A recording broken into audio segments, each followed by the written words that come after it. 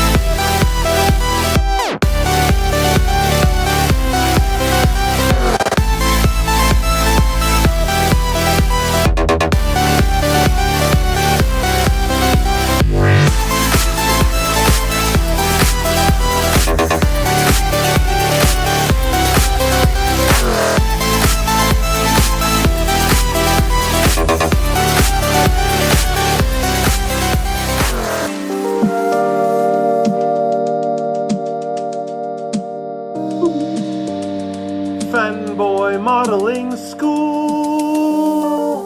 Yes. Yes. Yes.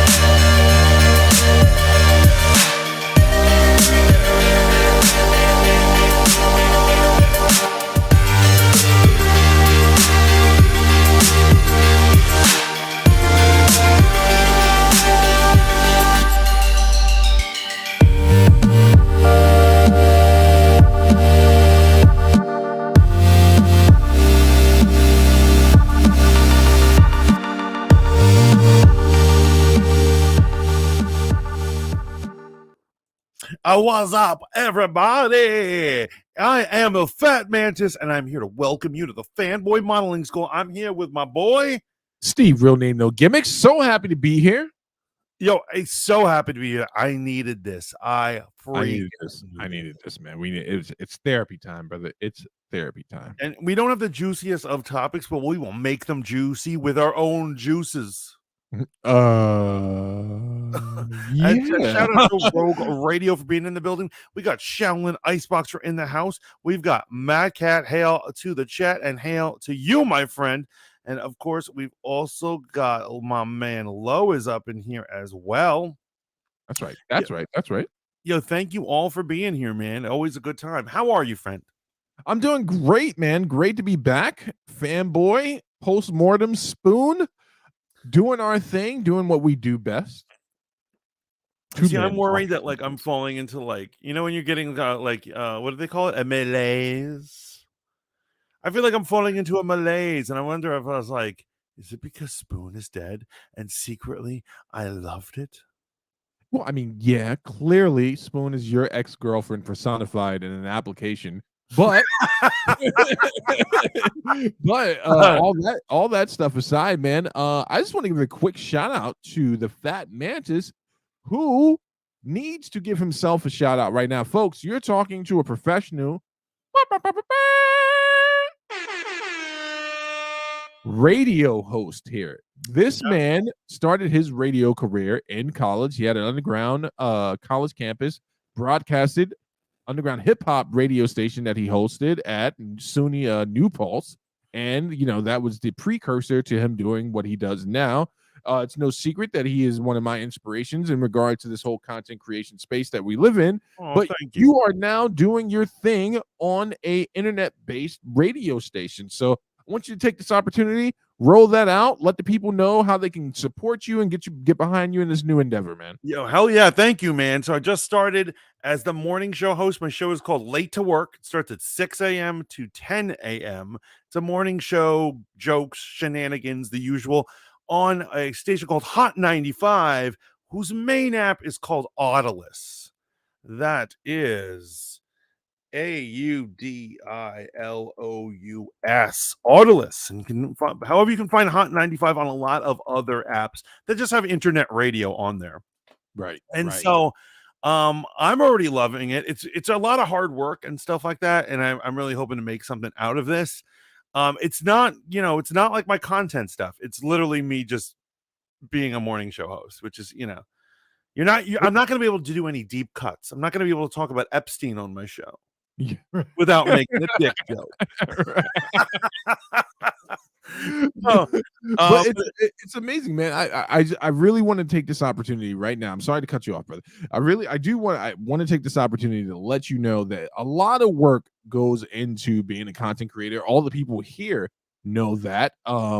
And for one of us to strike out against the algorithm, right? Traditional radio, some people are saying, you know, some people say it's dying, but I really do appreciate the fact that you're doing the damn thing, man, and you're bringing something different to the table. I've always thought that has been your niche, and you're great at it, man. So shout out to you, man. Y'all make sure y'all support the Fat Mantis. Continue. Yo, thank you, man. That means so much to me. Yeah, Hot 95 is a pop station, so we're all going to be doing top 40 stuff. So yeah, a lot of Tay Tay Swizzle on there, a lot of Miley Cyrus. But it is what it is. I'm having fun. I'm enjoying it. If you guys like to wake up to pop music and prank phone calls, then check out the Mantis on Audilis. I also refer to myself as the Fat Mantis on there. Right. He's got a voice built for radio and a face made for TV. He said, drop the deets in Discord. Absolutely, it will. Right after, at the end of this, I'm going to do it. Found Hot 95. Hell yeah, Lo. Thank you, man. But yeah, and tell the people what you're up to. So, I was just venting to Mantis about it, but your boy Steve is going to be switching the format for Conversations That Matter over on the Hold Up TV proper on YouTube, the original inception of my content creation. And I'm going to be doing news and daily takes on a show that has yet to be named. I ripped up my storyboard information because sometimes you just go to an existential crisis as a content creator. Like, what does it all mean? Who gives a fuck? Why would people even show up to this? And as my best friend just reminded me, man, just put one foot in front of the other and continue to do what's required. So that's going to be the format. So Conversations will now become a monthly interview show where I'm going to spend more time putting in quality versus quantity on interviews. And then it will be a weekly show of me going through doing commentary on news, hot takes, and things of that nature, right? So I want to just plug that. Also, another announcement, some exciting stuff going on for Pillow Talk. With Bex came up with a great idea. The show Bex's Baby will probably be migrating to another platform. And I'm excited about it, to be completely honest. Do you know the platform? I do know the platform. I'm going to let Bex make her own announcement, but I do want you guys to know that Pillow Talk will no longer just be constrained to an audio only apps like Clubhouse and stuff like that. We're going to take Pillow Talk to where the people need it most, and it's going to be pretty exciting. It's going to be dope. You're going to take it to prostitutes? The whores. The whores. I gotta say, I'm excited to see what her announcement is and where she's going. I will say, the last Pillow Talk, I did not go to it because the title of the subject, I was like, I am not sitting into a conversation on that. What self-love? Yeah, it was like habits of self-love, and I'm not having an intense conversation about beating off. I'm sorry. On the internet. I don't even have that conversation with my own hand, let alone with people on the internet. That's because you don't value your hand, man. You are a hand hater. That's what you are. Man just screams at his hand like an abuser. But that was intense. Hello, Pink Princess is indeed here. So more power to you. Love your show. I just couldn't go to that particular episode. It was a great episode. It got hot and steamy in there. Apparently coconut oil, if you did not know, one of the preferred lubricants that people use. Really? Yes, coconut oil. The kids are getting fancy. Whoa, enough. I'm already uncomfortable. I'm also very excited to hear what's happening with your channel and your stuff. And honestly, I think that it is possible that God wanted you to rip that up because maybe you could do better. Yeah, that's very true. That's very true, man. And so here's the thing, man. In regards to the whole content creation thing, man, I just want to give a quick shout out to Matt Cat, Rogue Radio, Low, all of us who are doing, Shaolin Iceboxer, who has an amazing TikTok channel and an amazing Discord with a very, very active community. Oh, so much respect for that Discord community. I just like scrolling through there, looking at the vids and looking at the sparring and stuff like that. So if you didn't get it from someone else today, your Uncle Steve is saying it right now. I'm proud of you. I'm not an affirmation guy, as you know. That was the positivity quota for the month. But your Uncle Steve is proud of you. Continue to do what you do, man. We here at the Fanboys Modeling School support your endeavors. We do. We do. Hell yeah. Yeah, that was really cool to say that. And you've been an inspiration. You're my boy. We've been through thick and thin. Thick and thin bitches. I was talking about a dick reference. Our Earth. But the point is, It was a confusing time. Right. Enough of all this. Enough of all this love and sex. Let's all just Shaolin says appreciate you. We appreciate you too. Look at all the black hearts from Rogue. Love it. But yeah, no, it was a good time. But we're gonna get into it. Do you have any hot takes? Mentions? Yes. Honorable mentions, hot takes, man. Wow, Rudy Giuliani, man. The gift that keeps on giving to the Young Turks. You know, he's getting sued by Dominion. He was Donald Trump's lawyer. At one point, this man was celebrated in New York. I want to take you back into time. 9/11, right? The man put on a hard hat and walked around and surveyed one of the worst scenarios that had ever happened to this country. And somehow, in that one meaningless act, became America's mayor. He did nothing. He saved no one. Oh, that's a politician for you, right? Yeah, did nothing. Saved no one. Didn't pull a body out the rubble. But people loved him. Then he disappeared for some time. Reemerged like a phoenix, rising out of the ash as Trump's attorney. He's one of Trump's henchmen. You know how there's always like a sniveling goon. Like, yes, sire. That's who he was, right? As you command, my Lord Trump. He's the sub boss before the main boss, the one that you one hit, right? Right. In Super Mario Brothers, he's the dude with the freaking wizard cap.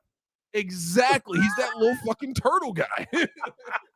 So Rudy Giuliani, you know, this is a guy who fucking indicted as the district attorney, right? Indicted the Gotti family. Took down the Gotti family. I believe they were called the Gambinos. I don't know, man. But you know, prosecutor had a storied career, is now fallen so far from grace that a woman that he hired for some shady position, I don't even know where he posted this job, definitely wasn't on Indeed. The original proposition for her, no pun intended, was to be like a personal assistant liaison for him. And I think she might have thought some things were suspicious in the rollout of the job, where he's like, I'm going to have to defer your payments until after my divorce. Ladies in the chat, if your boss ever says some shit like that, run. So she's suing him for $10 million for sexual harassment, right? And she has tapes. She's got receipts. She's got recordings of all his inappropriate behaviors. And some of the accusations, not limited to, but one of the accusations is that he forcibly made her commit the act of fellatio. And there are allegations that maybe there's some video or audio, allegedly, we got to say that for the lawyers in the back room. Okay. That Trump and he were taking $1 million payouts for all the pardons that were given out at the end of the Trump administration. No recordings on that one. Yeah, right. We'll see if that surfaces. We'll see if that ever surfaces. But yeah. Rudy Giuliani, you know, he's out here touching people, shaking hands, kicking babies. My whole take is like, for starters, for the woman, and remember, I take it very serious. I'm not trying to belittle any woman's issue or what they go through, but I'm always wondering, why now? You're telling me in all these years she didn't decide to narc on these guys? She didn't decide to sue him for her harassment? You know what I mean? Like, she's suing him now. Yeah. she waited like 20 years or something. D says the best part of my Monday is fanboy modeling school. Hell yeah. Thank you. Look at all that love in there. Shaolin says the lady that sued Trump for defamation is doing it again because of the shit he talked on CNN. Run it back, rewind. Yeah. We'll see if I don't know if this one's gonna float, but why do you say that? Because I don't think he defamed her in the things that he was saying. He was dissing her. He didn't defame her. Well, wait. What did he say? There has to be damages for defamation, right? So he has to prove that what he said caused her to lose revenue or be cut out of some sort of revenue. And so, just talking shit on thing, she'd have to prove that somehow there was actual damage done financially to her. And I can't imagine how that unfolds, but we'll see. We'll see that, you know, it's up to the courts. Okay, so the act of a I'm not a lawyer, right? But I do pretend to be one on the internet. The act of defamation and causing someone to lose wages, I could see how you can make a strong case in both these instances where if it comes out that you were the lap puppy of Rudy Giuliani or, you know, the accuser of one of the most beloved presidents. You should have really put the questioning on beloved. No, you put it on the president. It's like, was he a president? No, And he was was he beloved? he was definitely president. That part cannot be denied, right? In spite of Hillary Clinton's best efforts, it cannot be Right. denied that he won the 2016, right? But like, you could stand it. Look at what happened to Monica Lewinsky, for God's sake. That actually happened, and that woman didn't work again. Absolutely. She should have shoot the shit out of Clinton, man. Her life was ruined after that shit. Her life and her dress. Two shots. Oh God. Wait. I didn't mean that. I didn't mean the way it sounded. Matt says, yeah, but did Giuliani clean up Central Park and the crime in New York? He did for a while. He actually he's accredited as doing it. I mean, I think Bloomberg gets a little bit more credit, but he definitely took down one of the worst crime organizations in the history of America. John Gotti, and he was in the Gambino family, the head of the Gambino family. So, I don't know. That is funny. Giuliani is somehow constantly in the news for some fucking reason, and he's it's insane. That is a good honorable mention. Yeah, you know what the crazy thing about that is, man? The Young Turks pointed out. Well, a young lady from Sam Sneeder's RM knows the channel. But do you remember when the new Borat movie came out? Right. Right. Do you remember that Rudy Giuliani is in a scene in the new Borat movie? Oh my God, where he thinks the girl is 16 and she's trying to come on to him, and he's right, and then not Sasha Cohen.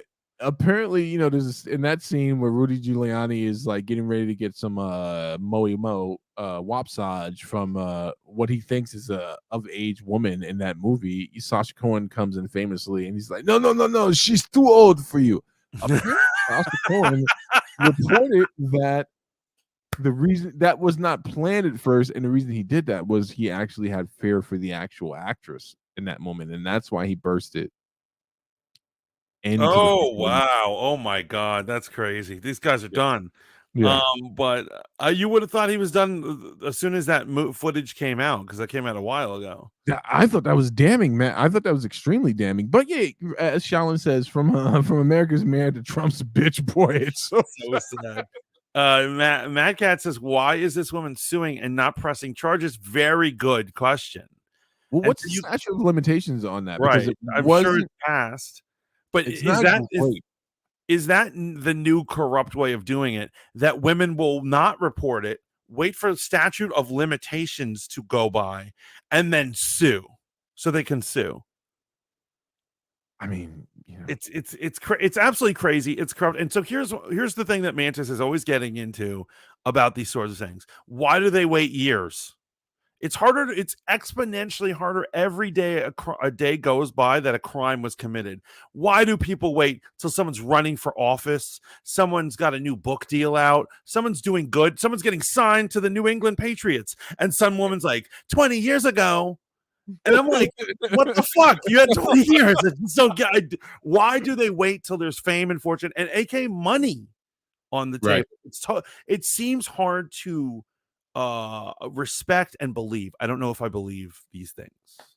Yeah, no, it definitely it makes me doubt. It absolutely puts so much doubt in my heart. I have to concur, because when we look at the Kavanaugh situation, right? This man had an entire career before you came out, and then when he was going to be placed in put into a position of power, then the allegations break, and then so many monkey courtroom other allegations break. But you know what is so idiotic to me, and trust me, just look at Kavanaugh, and this is probably going to get me defamation. But you look at him; he probably did it, right? He looks like a very unlikable. Whoa! He just likes beers. He likes drinking beers. Right there. But like he probably did it. But I will say this: what is so pathetic to me is that they had to stop him from getting the conservative edge in the Supreme Court. And they're Right. like, we need to block him. We need to block him. They probably sent out all the detectives, all the private detectives they possibly had to find dirt. And the best thing they could find was something all the way back in high school. Right. That is what's so pathetic to me. That they're like, he was a scumbag when he was a kid. And what I'm saying is that does not justify it. And so, for all I know, he is a person who lacks character. For all I know, he used to lack character and he's learned to be a gentleman. For all I know, he was hyper and over sexualized as a sports kid as a thing. I don't fucking know. I just know it is bizarre and idiotic to drag shit up from 20 plus years ago. You're going to pick up things shit that I did when I was a kid. I'll tell you, if they dug up shit on me, of shit that I did when I was a teenager or in my 20s, I belong in prison. Right. And no, and Shalin just pointed something out. He said, I may be wrong, but the Trump, hey, what's up, Berlin? Welcome in, DT Dub TV. I may be wrong, but the Trump lawsuit was a civil case for defamation for things he said, not criminal case. I don't think she could sue for that. Right. Not sure though. And so it was He's right. He's right. It was a civil suit for sure, for sure. As the Rudy Giuliani situation is, it's a civil suit. She's seeking compensation in the form of $10 million. You know, so here we are, right? Rudy Giuliani storied career ends abysmally in this situation, man. Now I was never a big Giuliani supporter when I was a kid, you know, but I don't know how I would feel about a lot of the things he enacted as an adult if I were an adult back then. But I will say this, man, how far you can fall quickly when you hitch your wagon to the wrong horse. Now, whether or not you think Trump is the wrong horse politically or not, the problem is Rudy Giuliani is on record of saying things before Insurrection Day. My new favorite holiday, by the way. I think every January 6th, we should just all get out there and fuck some shit up, right? Rudy Giuliani is on record of saying, no, that should be the date of the purge. That should be the purge date. Oh, the purge day. That was me. Yes, we should make January 6th our purge night. Oh shit. Wouldn't that be great? That would be horrible. What are you advocating? The purges of I think the purge could work. I would love a night where I could get away with anything. I love that Mantis is like, my happy place is a night where absolutely under no way, shape, or form could I be criminally prosecuted for the horrible things I'm going to do to you people. Matt says the Young Turks may be one of the most divisive sources of media right now because they pretend to be objective, but they are clearly not. There is no such thing as objective journalism. Nowadays, not so much. I mean, I think when I watch 5 seconds of that show, I want to throw up in my mouth. You know what? It's not objective at all. They're clearly left leaning. They're progressive leaning, and they make no qualms about it. And that's what that's the narrative they're pushing. I will say this though: they do a good job of fucking shitting on what they consider moderate Democrats. 100%. They take no prisoners. If you're not progressive and leaning towards their belief structure, extreme communist freaking. You know what's funny? Like him and his nephew, who is that Twitch dude, Hassan, they are champagne socialists. They talk about socialism all the fucking time. They're both filthy rich. So rich. And they're like, the people need a part. Yeah, why don't you give part of your fortune, asshole? Yeah, I'm coming for it. I want my reparations to come partially from them. So my reparation list, in case you don't know, get ready to be canceled, Mantis. It will not only come if I was to receive reparations from the obvious sources. I want it from the great Arab nation, right? Dubai. I want my money. I don't know if you were involved, but I assume you knew someone back in the day that was involved. I'm using the same statutes, right? I want all the left-leaning and well, mostly left-leaning, but I'll go after the conservatives too, right? Corporate conservatives. Yeah, corporate. I'm getting my money from all of those people. Give me my take. As a wise man said once in a movie that came out called The King of New York, when it comes to Steve's reparations, if a nickel bag is sold in Central Park, I want half. See, I'd have to sue the French. For my reparations, because my people didn't make it to America to be abused by the Americans. Right. I got another honorable mention, just as controversial. Interesting note. I want to know your take on it. This is not to stir up any emotion, but I know that comes with the conversation. But we do have to address it. So the migrant situation that's going on currently in America, right? Yes. Atlanta has been approved to receive a feeble $7 million from FEMA to deal with the migrant situation. That's nothing. Nothing at all. But the conversation is now, and this is why I tell you folks, pay attention, man, when you're being, pay attention to the jukes, as we say in New York. If you don't know what the jukes is, go look it up. I can't spell it for you. It's just simply pronounced the jukes. Right? So the jukes is, we just had the governor Slickback switch up the governor from California. Not just call him Governor Slickback. Governor Slickback from California, right? My man Pimp Daddy from California changed his position on reparations, right? He was in, and then he was like, oh, no, 1.6 million, too much to each survivor of slavery.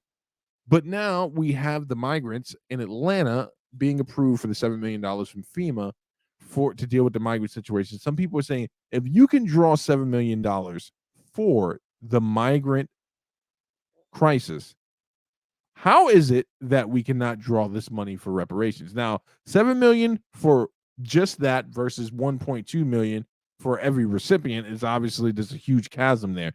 But this is now the ongoing conversation, which now leads me to the next place, Mantis.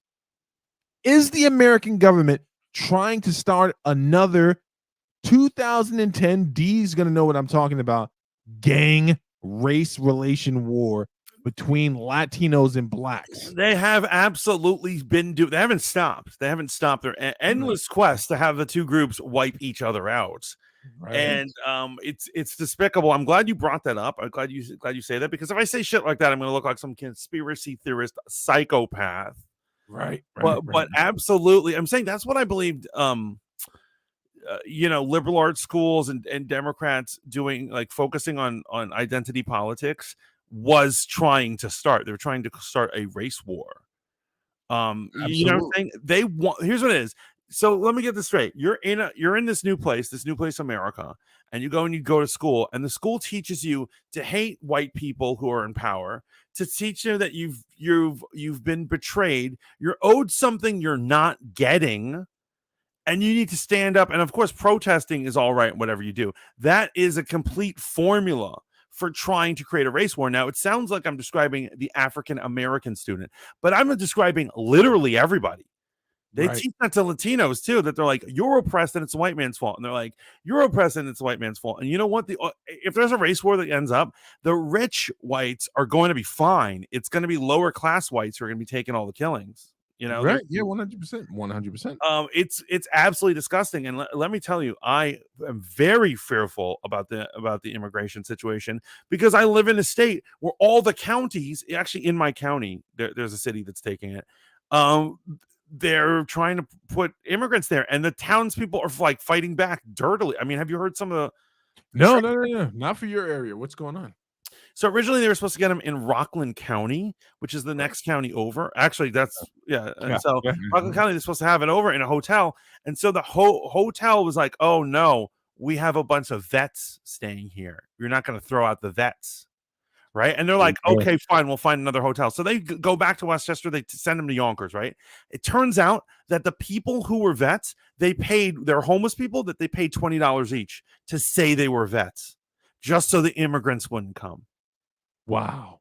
Yeah. And it's getting real crazy. Orange County's going to try to sue the federal government. They're like, you can't bring these guys in here. And what it is no community wants them. And so when I heard they're going to Yonkers, I was like, you're gonna put. I can't think of a worse place. I cannot think of a worse fucking place. Speaking of a race war, right? Yeah. It's just a formula for destruction. And so I'm gonna. Here's what I'm saying. This is the truth, and this is what's up. I'm not on one side or the other, but what I am saying is the immigration crisis is very complicated. There is no easy answer. If any of you in chat or anywhere listening to this has an answer, please let me know what it is. All I'm saying is I don't know what we are supposed to do. Right. I at least can admit that. Right.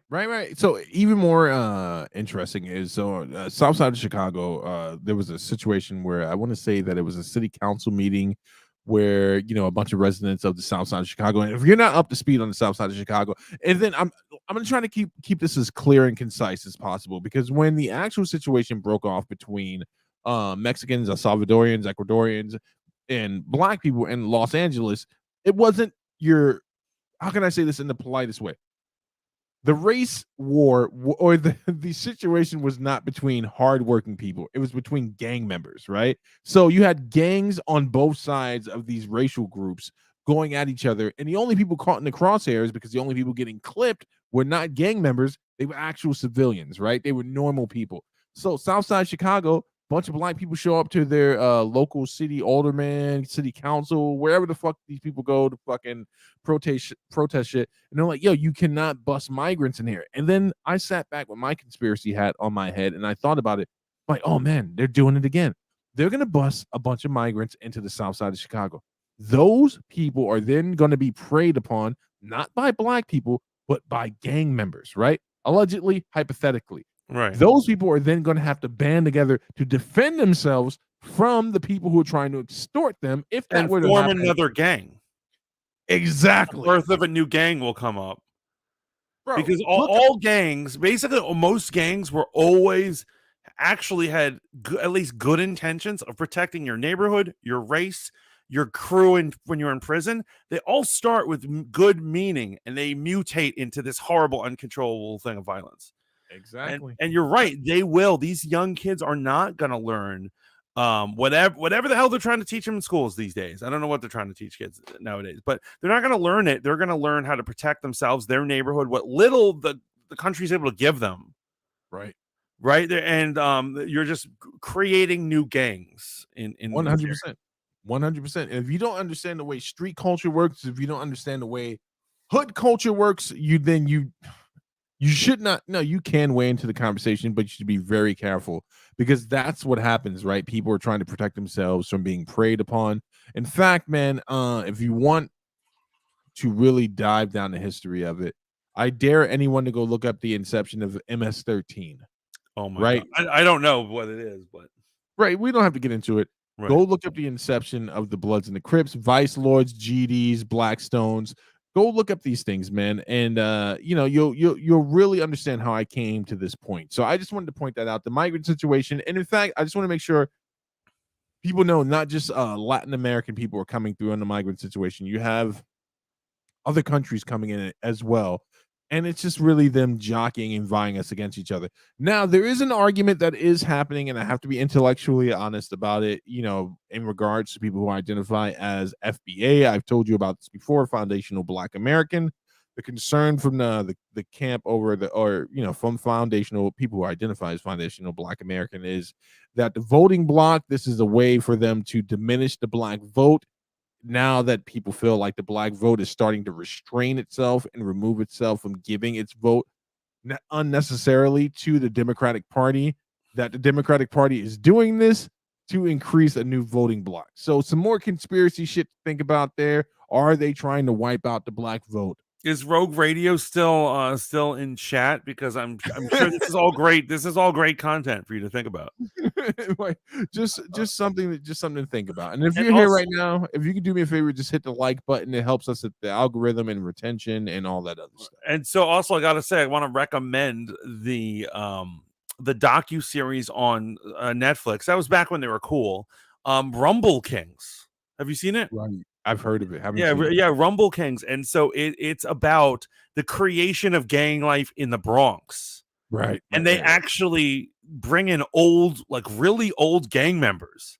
They're like old men in wheelchairs remembering back in the day, and they tell all these crazy stories, and they just document the history of gangs erupting in the Bronx. It's pretty cool.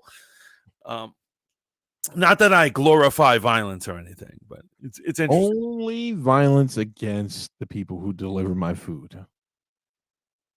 What? Oh my God. Yo, an honorable mention I need to get into. This is kind of a hard one. So last week we did a story about this white woman, the worst Karen ever, tried to steal a city Right, bike. right. I knew you were gonna bring this up. Go for it. I don't even know all the details because I don't believe what they're saying now. She's Yeah. claiming she has a receipt on her phone and that she was the one who paid for the bike. Right.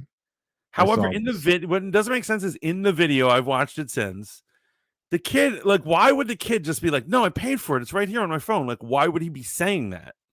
Well, here's the funny thing. Why isn't that receipt? So if I was in her situation, right, and I was the one who actually had a receipt for it, that receipt would be everywhere on social media. The first moment, like it would literally would have been up the next day. So this is just like I think a desperate attempt. But again, this is why I say don't jump to the conclusions before you have all the information. I know that's an unpopular opinion. We did drag that bitch only because, bro, she just looks like she comes into the place of work wherever you work at, whether you're a banker or you work at a retail store, it just gives you the worst time ever, right? She just looks.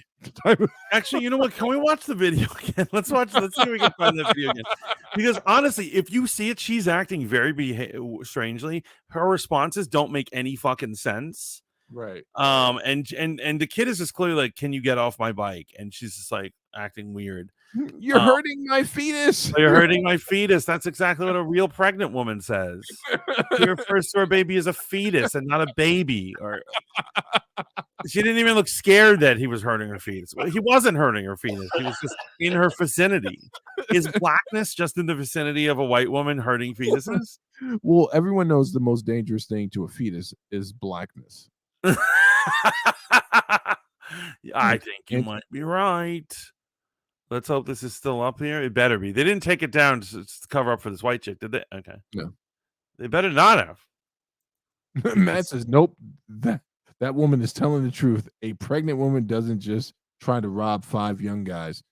Matt, is she pregnant? Is there any? Yeah. Well, I will believe it when I see a pregnancy test. I want to see that positive mark on the white stick. Straight up. That's another, because here, let's see in the video how she says she's pregnant. That's another like weird one. Great. What am I doing here? What are you doing? What are you doing with your life? What are you doing in this moment? Oh, never mind. Why the fuck are we? Oh.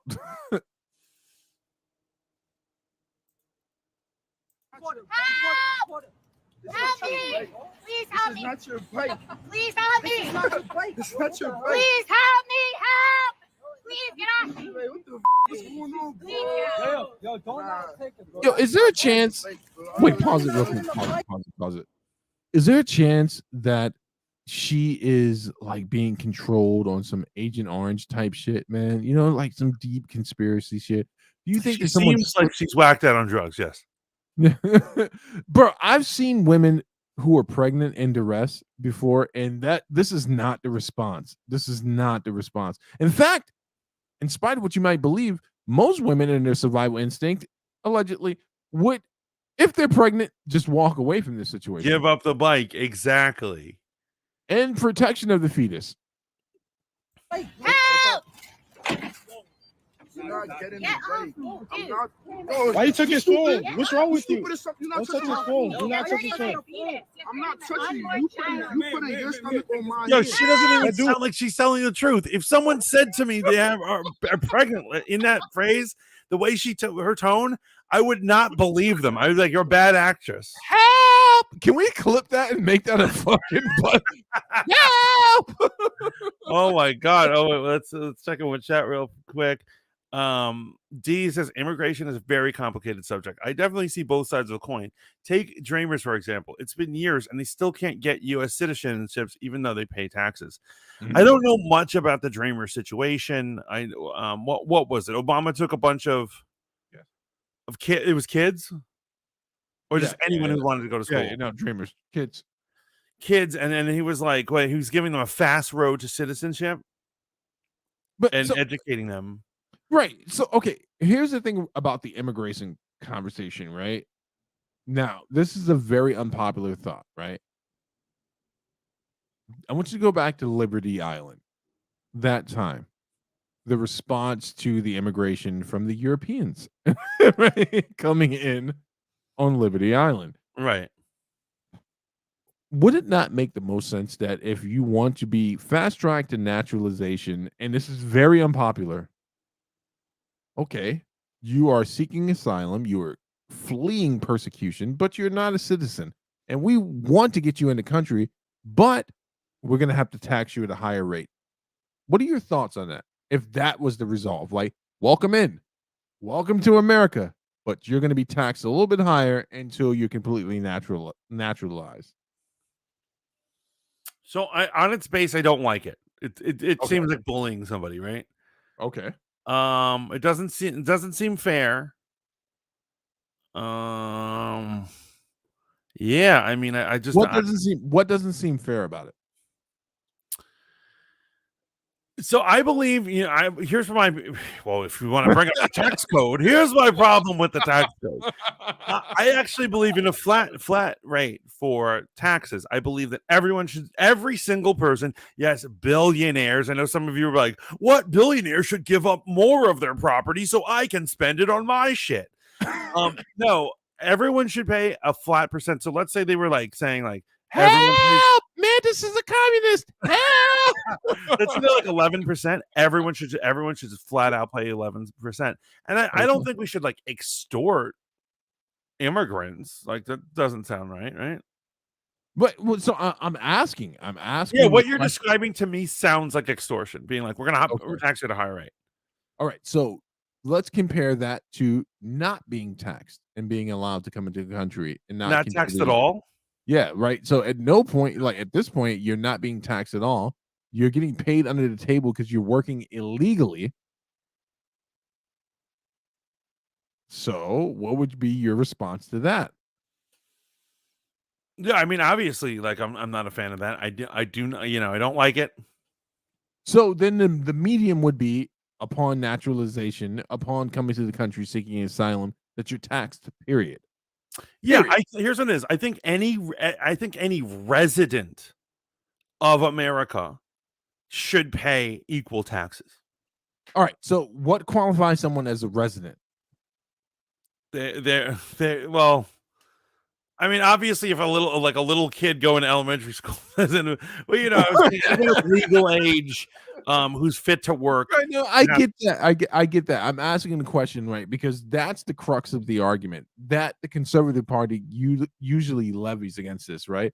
These people, quote unquote, are living here tax free. They're getting paid to be here, and they're not contributing to the infrastructure of America. So if you're not going to tax them at a higher rate, and we don't want to not tax them at all, why not an instantaneous tax upon employment? And thus making people who would undercut the wage for Americans, right? Giving and let's be real. A lot of these poor folks are working jobs that Americans don't want. I have to acknowledge that point. But if we're going to allow people in, then the simple answer is taxation upon employment. The minute you are able to get a job, you are going to be taxed. That sounds right. That sounds about right. That sounds fair, right? Yeah.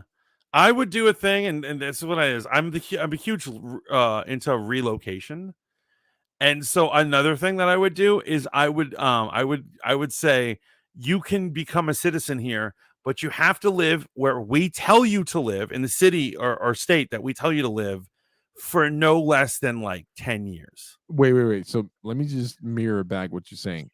We have a designated spot in which you can live, and you have to stay there for 10 years. Do you know what other people might call that? Prison. A ghetto? A slum? A prison?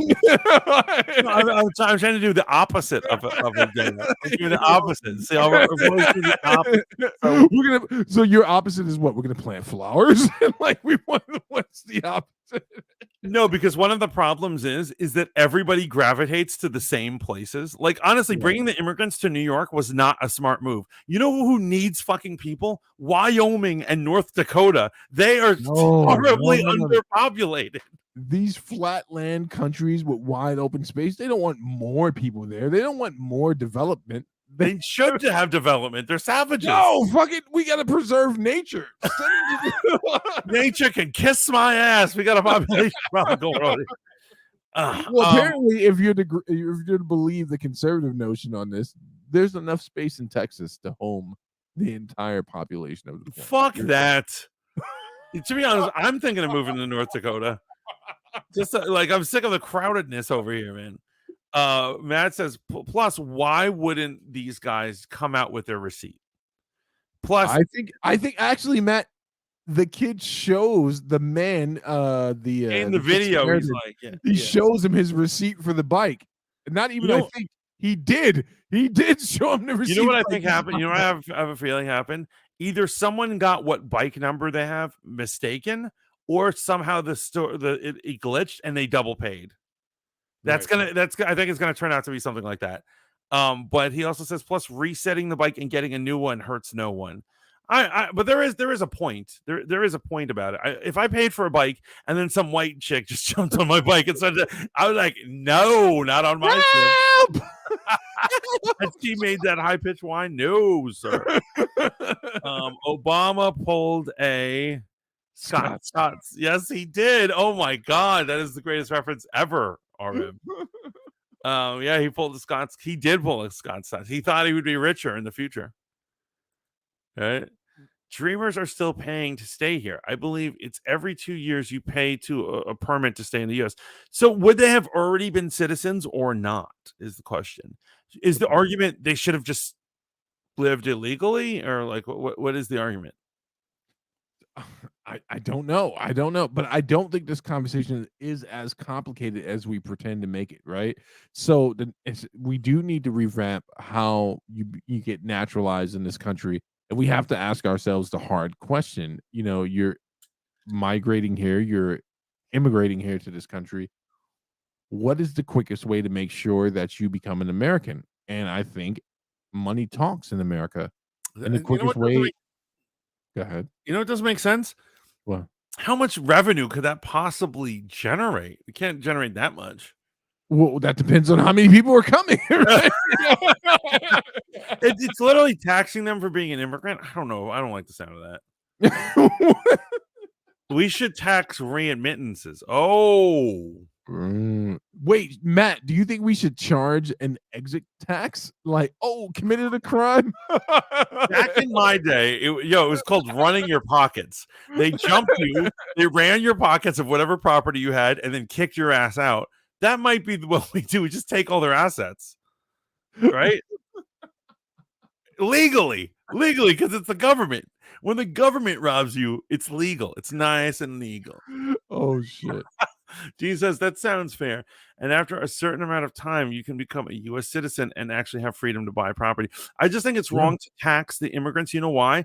One of the things typically immigrants have problems with is generating income. Well, right. So you're not looking at it in an infrastructure type of way. So I just want to clarify my point, right? So the real problem is that there are people who will hire people who are illegally undocumented in the country, right? And pay them a wage undercut, right? Lower than the living wage than a person they would have to be obligated to pay someone who is a citizen of America. We can agree on that, right? Right. Even if it's an undesirable job. What I'm saying is to protect the immigrants, right? Enforcing that tax means that those companies, those businesses, those people, those individuals that would do that. Bro, I worked for a rich family in Manhattan that hired nothing but Filipino women to be their nannies and their house cleaners. And I'm almost positive they did not pay them a livable wage. Livable wage maybe in the Philippines, but not livable for here in America because those women were all sending their money back home. I'm saying that if we enforce a tax, it's going to make those people that would take advantage of the system, being the wealthy people who are undercutting these poor people, they have to disclose and pay correctly. Yeah, I think they should pay, I think everyone should pay, like, I think personally the same amount. That's not how our system works, but they should pay just normal taxes. I don't know why taxes are only for citizens. It should be anyone living here. We should just catch, if this was medieval times or the Roman times, the tax collector would just come around to each house and be like, bring out your dead. Where's the coin, bitch? And then, tax collectors used to have their permission to beat or kill you if you didn't give up the goods. Whoa, what are you asking for exactly? Wait, what are you advocating for exactly? Just listen to me. A death squad. Wait, no, death is a dirty word. It's not Venezuela. Armed to the teeth, going door to door collecting funds. for the good of the roads and shit. And what's to stop them from saying, "Hey, not enough taxes. Now we want your property." You know, you gotta, to make an omelet, you gotta make a few eggs. You gotta kill some eggs. RM says if Jeff Bezos can manage to pay zero personal taxes by gaming the system, why not let immigrants who creatively enter the country do the same? No, you should not be rewarded for doing any crime. And here's what I'm saying. I know and love many people who have been illegal immigrants or are still illegal immigrants. I still don't think it is right. It's not right to do that. And I won't reward somebody for gaming my own system. Fuck that. Wait. D says apparently her receipts are not legit. Matt says, did you see the receipts from the kid? Yep. You'll say he's right, but you saw no evidence. But right, I will admit that we have not seen either people's receipts, and I can't wait till this story unfolds more. I am hoping that the actual truth gets revealed. But I do feel you, Matt. We didn't actually see them. We saw them possibly pretending to have a receipt. That's true. I just feel like that woman was acting nuts. Let's see this bitch again. Okay. Dude, stop. No, dude, stop. No. I said no. I said sit down. Please, She's just crying. You're not crying. I got Stupid. I got your video. Drunk. Wait, you put it out? Hey, Hassan, you put it out? Hassan. So, yo, you see... Wait. Very important. Let this part play. Hassan, you put it out? This is my bike. It's on my account. Yes, Please move. All right, so why don't we reset the bike? I'm not resetting the bike. It's his. Reset it and then pull it out on your account. You're an actor. This is my Stop bike. crying. Guys, Just fake crying. Stop Okay, fake crying. now, stop. Hey, stop touching right me. here, Stop touching right? me. Hold up. Hey, If stop you don't touching know me. how Stop these touching me. e-bikes work, Stop touching if me. this kid has a receipt, Exactly. Yeah. if this kid has a receipt, if this woman had a receipt, why did she not call the police? I don't know what's going on. This is not a matter of us getting sued, Matt. It's a matter of the question, is this a woman like the woman who said the black man who was sitting in Central Park accosted her? When it turns out she doesn't know how to handle her dog, and she turned out to be a crazy person, which is why her law firm let her go, because that was a better way of dealing with the situation. Oh, that chick, right. you understand what I'm saying? So D, you know what this is proof of? Because D says yes, because dreamers are already in their 30s. And so you know what this is proof of? Never trust your fucking government. These people basically surrendered themselves to the force of the government. They're like, don't worry. They're like, Senor Obama will make everything all right. Senor Obama is a bureaucrat. As soon as he's out of office, he will not give a shit about you, and neither will his followers. And that's what it is. These people have been left out high and dry because this government constantly starts projects and we never finish through. And we don't care about the people that we hurt along the way. 100%. And so streamers are people who were hurt. They were promised something, and they haven't even gotten a fraction of what they were promised. 100%. Some might say a deal was made, a bargain was struck, and was never delivered upon. Yes. Which is exactly how I deal with reparations. I knew this is where this was going. A deal was made, a bargain was struck, it was never delivered upon. And no matter how you view the conversation of reparations or dreamers, a deal was made, a bargain was struck, but they never delivered on it. They pulled a flim-flam. 3-card money. A bamboozle. You got hoodwinked. Let it straight. Hoodwinked. But I'm saying, why don't we just give everyone what is it? 30 acres and a mule? What? No, it's 5 acres. Don't be shorting us. Matt says that Central Park woman was threatened before the bird watcher guy turned on the camera. He admitted all this on the FBI on Facebook before. I have never heard that. No, Matt, you're reaching on that one. I don't think that. I've seen that dude. He's the most nerdy black man who ever existed. He's even at some point he's just like, it's okay. I don't want the woman to be hurt or anything. It was a misunderstanding. He's like even thoughtful about her. Like, there's no way he threatened her. And Matt, if that portion is true, not calling you a liar, Matt, but if that portion is true, That would be run on Fox every day. Fox buried this story and they were like, "Yep, we're not touching this one. We're not touching it." Y'all catch that morale? Mortal Kombat 1 trailer. Oh, It looks Mortal sick. Kombat. Looks sick. Oh my god, it looks freaking sick. I cannot wait. Wait, Matt. Before you say we didn't do our research, let me ask you this question. If the evidence you're about to provide right now is true, right? If it is true, why was that woman not immediately rehired by her law firm? Now, remember what I'm saying here, Matt. Her law firm, right? If that was true, why was that not the banner for every Newsmax, Fox News article afterwards? You know how you know when the conservative side doesn't want to pick something up? They don't talk about it. They just 100% bury the story. So whatever you're going to send me, Matt, know that I'm going to do the research, but the proof of burden falls on whatever piece of evidence you're about to provide right now. I'm actually excited. I'm actually excited to see this. Let's see. All right.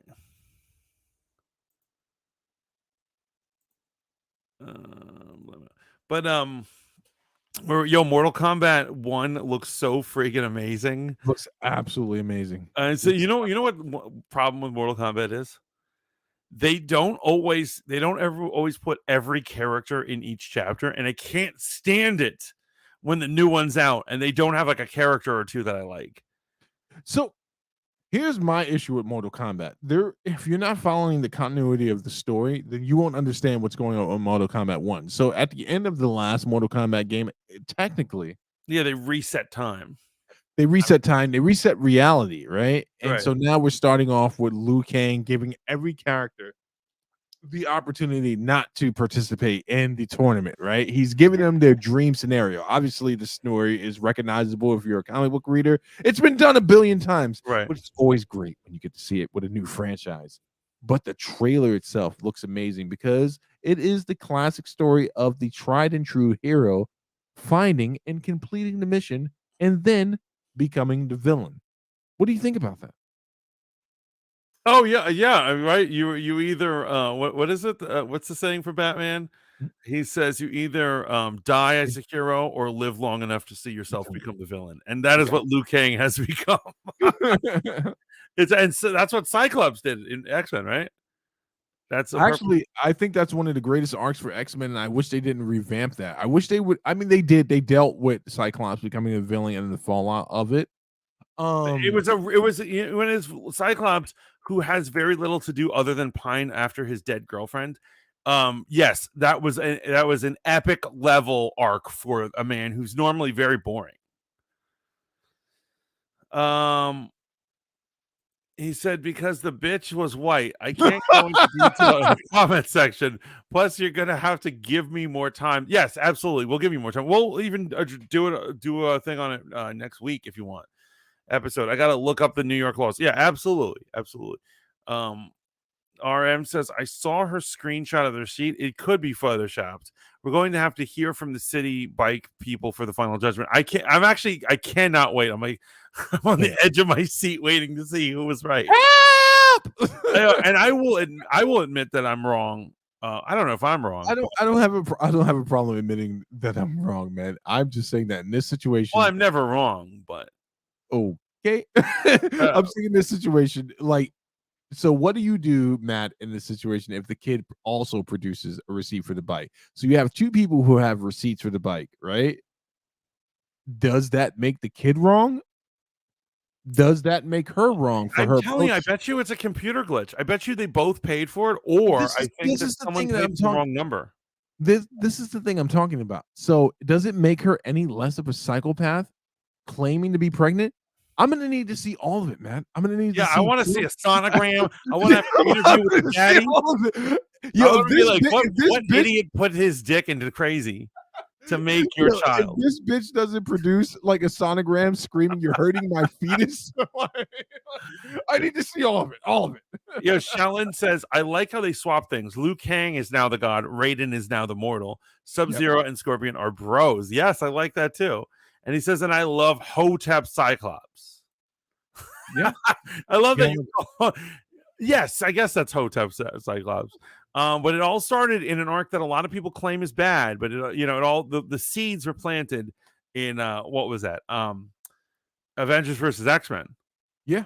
And that's when he told Captain America, he's like, fuck humans. He's like, I only care, I'm a mutant and I only care about the mutants right now. Oh, one of my favorite parts of that whole thing was when Marvel did their favorite thing to do, which is, I know we fought before, but you never fought me when I was fighting you at 100%. And that would be the scene between Wolverine and Captain America. Yes, I do. Yes, you're absolutely right.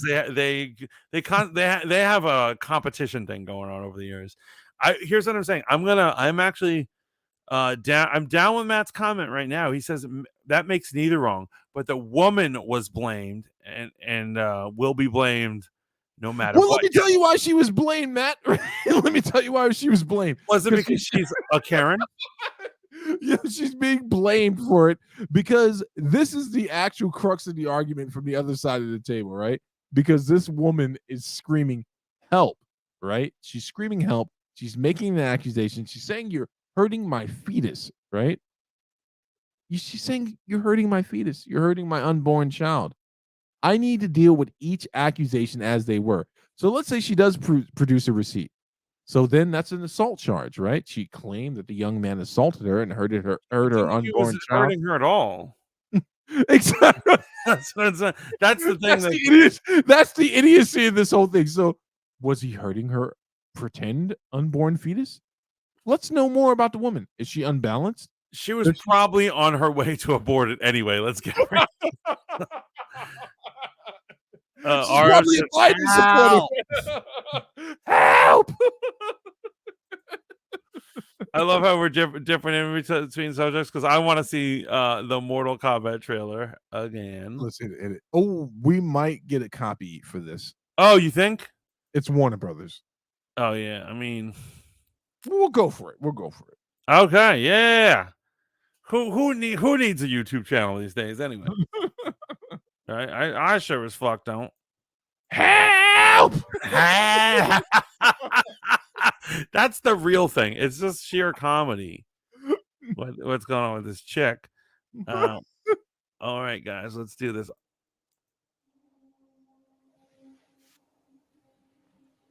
It is time.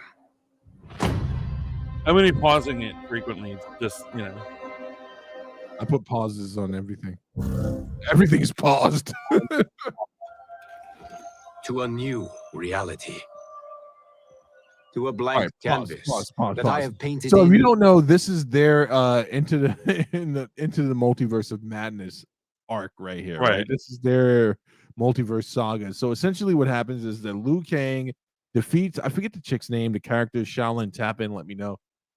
He defeats some time-faring villain. Chromacon, Omicron, Corona something or whatever. Something crazy. And then Liu Kang resets reality. Continue.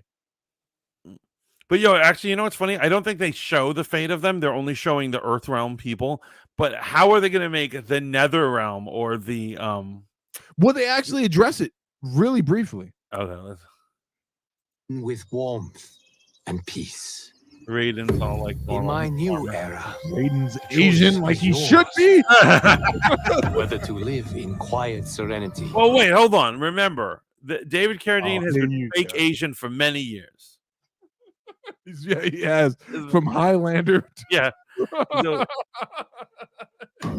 And also what's funny? The accent he does is not even Asian. I don't know what noises he's making with his voice, but David Carradine pretending to be Asian is David Carradine was a decent Raiden. Mortal Kombat 2, the dad from Dexter as Raiden. It's amazing. Or bloody strife. Okay, so we got Katana and Melina is still a freak. To dwell in joyous prosperity. Or bitter rivalry. Right. They still have their rival. Clearly, we know she's from Outworld, right? Like, right. We know that. But what I'm saying is she still has her beef with her sister, and so that's pretty bad. That's not her sister. Stop saying that shit. That is a fucking doppelganger clone. It's her clone. Yeah, it's her clone, but raised as her sister. So it's her sister. No, motherfucker. Oh wait, are you one of these guys? You actually believe that it has to be a biological connection for like? Well, You don't not, believe in the rights of clones to have not for your families? step sibling, but for your doppelganger with razor fang teeth. Yeah, I'm not fucking claiming that. I'm not fucking claiming that as a sibling. Here's the point. Here's the point. Biblically speaking, Motherfucker, Katana if you did not go look after her biblical in a sister. world that does not acknowledge the Judeo-Christian practice, I will bitch. God is still there everywhere, even in Mortal Kombat. He did not look after. She was not her sister's keeper. She did not look after her sister, and she allowed a rivalry to lead to like a blood feud. Right? Bro, go look up your original Mortal Kombat lore. The only one that said that was her sister was Shao Kahn. No one else acknowledged it. No, so basically here's what I'm saying. They kind of they like, what is it? What do they call it? Retro or retcon stuff all the time. So like in Mortal Kombat 2, when they first appeared, it was said that they grew up together. But then by Mortal Kombat 4, they meet adults. 2, it reveals at the end that she's not her sister. When you she's not her actual sister. She's a clone. No, what I'm saying is they were raised to believe that. She's like a Baraka or a reptile. Listen, motherfucker, stop inviting people to the cookout who are not invited to the cookout. Well, what I'm saying is, and then later on they made it where they meet as adults. Basically, they keep changing the story because the canon is kind of all over the place. But like in the original 2, they say that they were raised together. So now we've got Mantis on record, folks. If your doppelganger is a murderous piece of shit, if Mantis is like, well, it's your sibling. Well, no.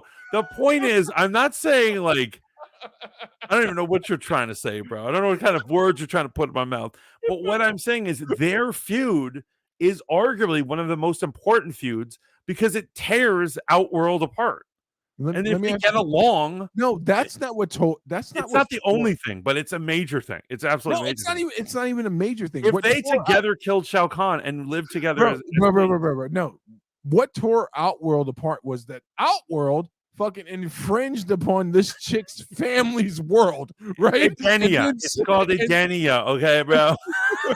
They infringed upon her world and then said, your world is now our world. Stop me if you've heard this story before. Right, they absorbed the world into their world.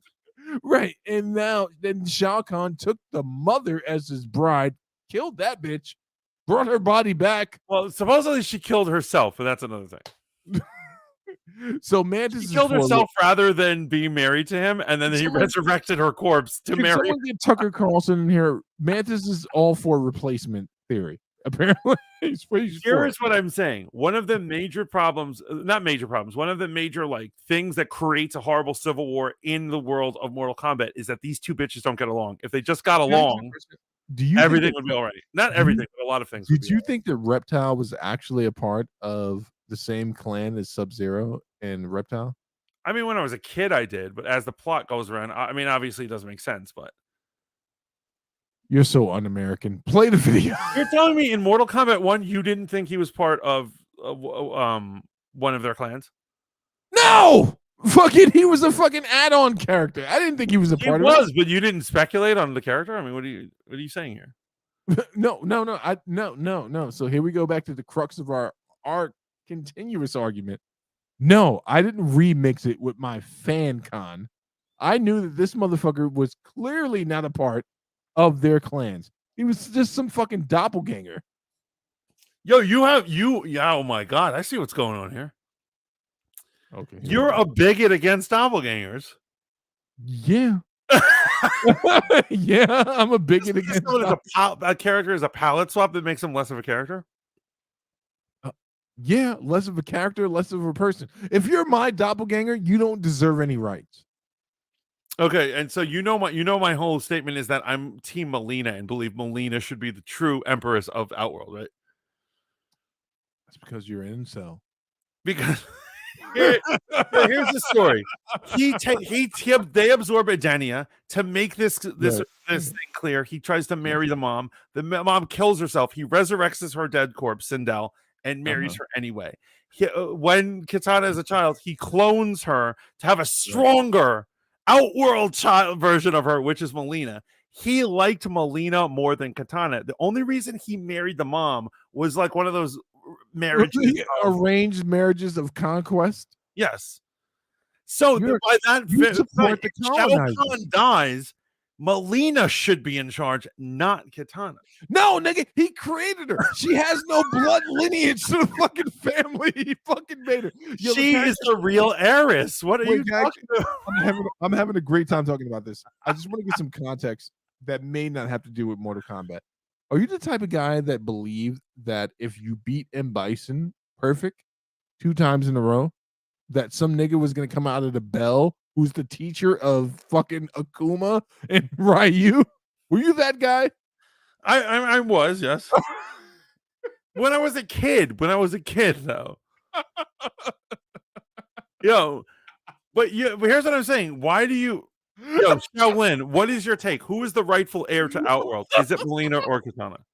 It's the fucking bitch who grew up on the planet that got fucking absorbed by Outworld. Nigga, they got conquered. The point is, they're suckers. They're losers. She doesn't get to inherit anything. Yo, her so father was a loser. She's a loser. Here's why you can't trust Mantis. He thinks if you beat M. Bison, then jump up, down, left, right, and then move backwards and move forward, that you somehow awaken. You are mixing up your games, Broham.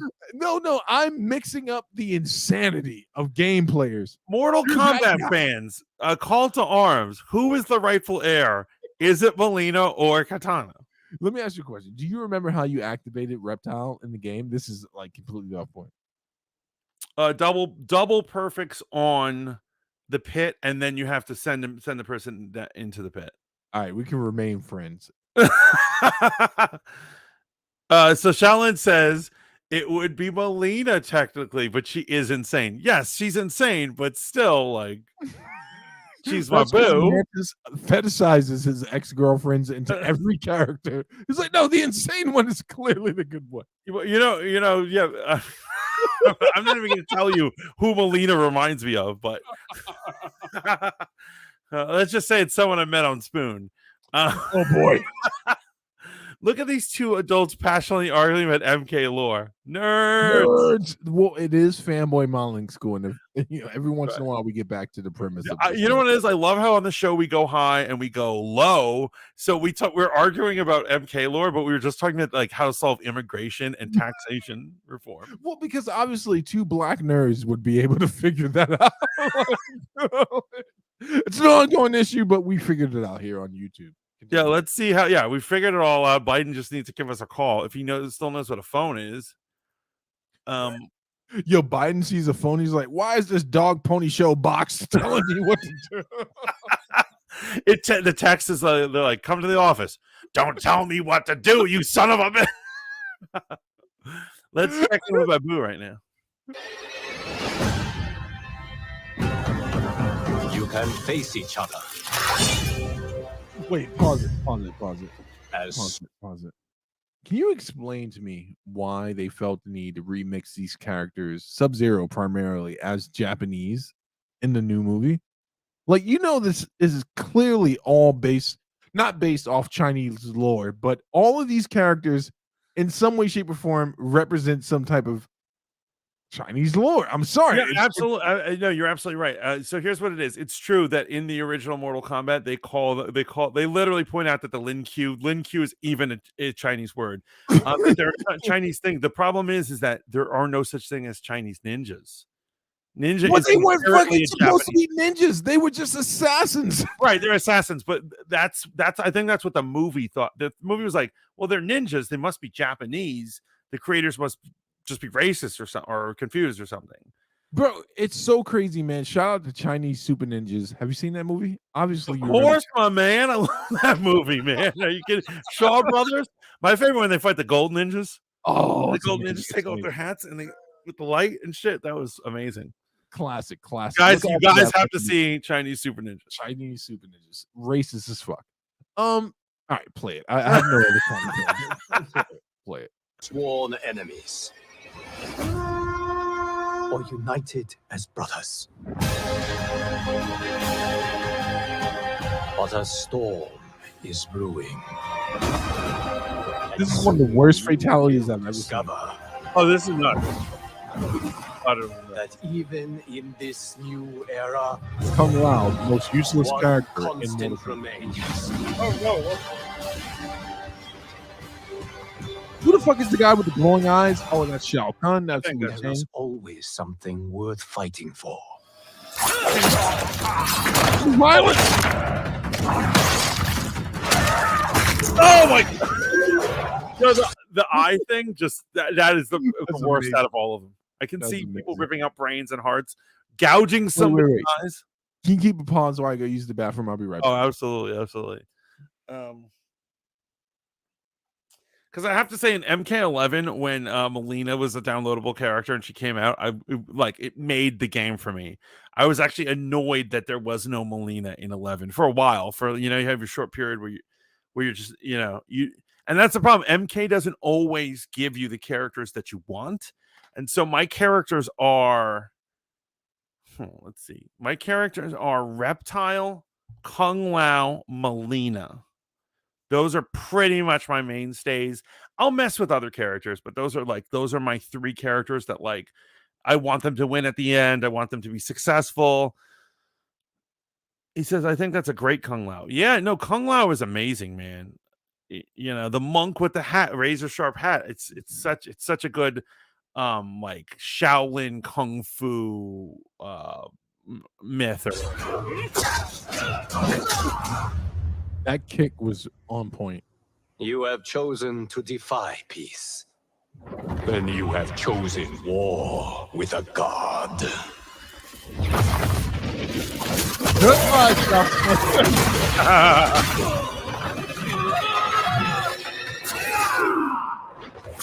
Oh my god.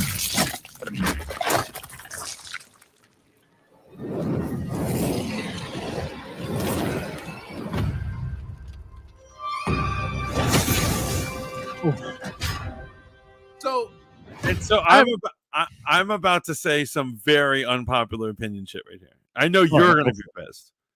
Go for it. I have to say, as a franchise, I like Mortal Kombat even more than Street Fighter.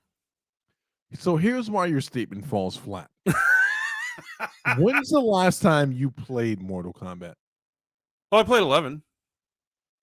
Motherfucker, you didn't play 11. Yeah, I did. Yeah. You turned it on. You installed it for sure.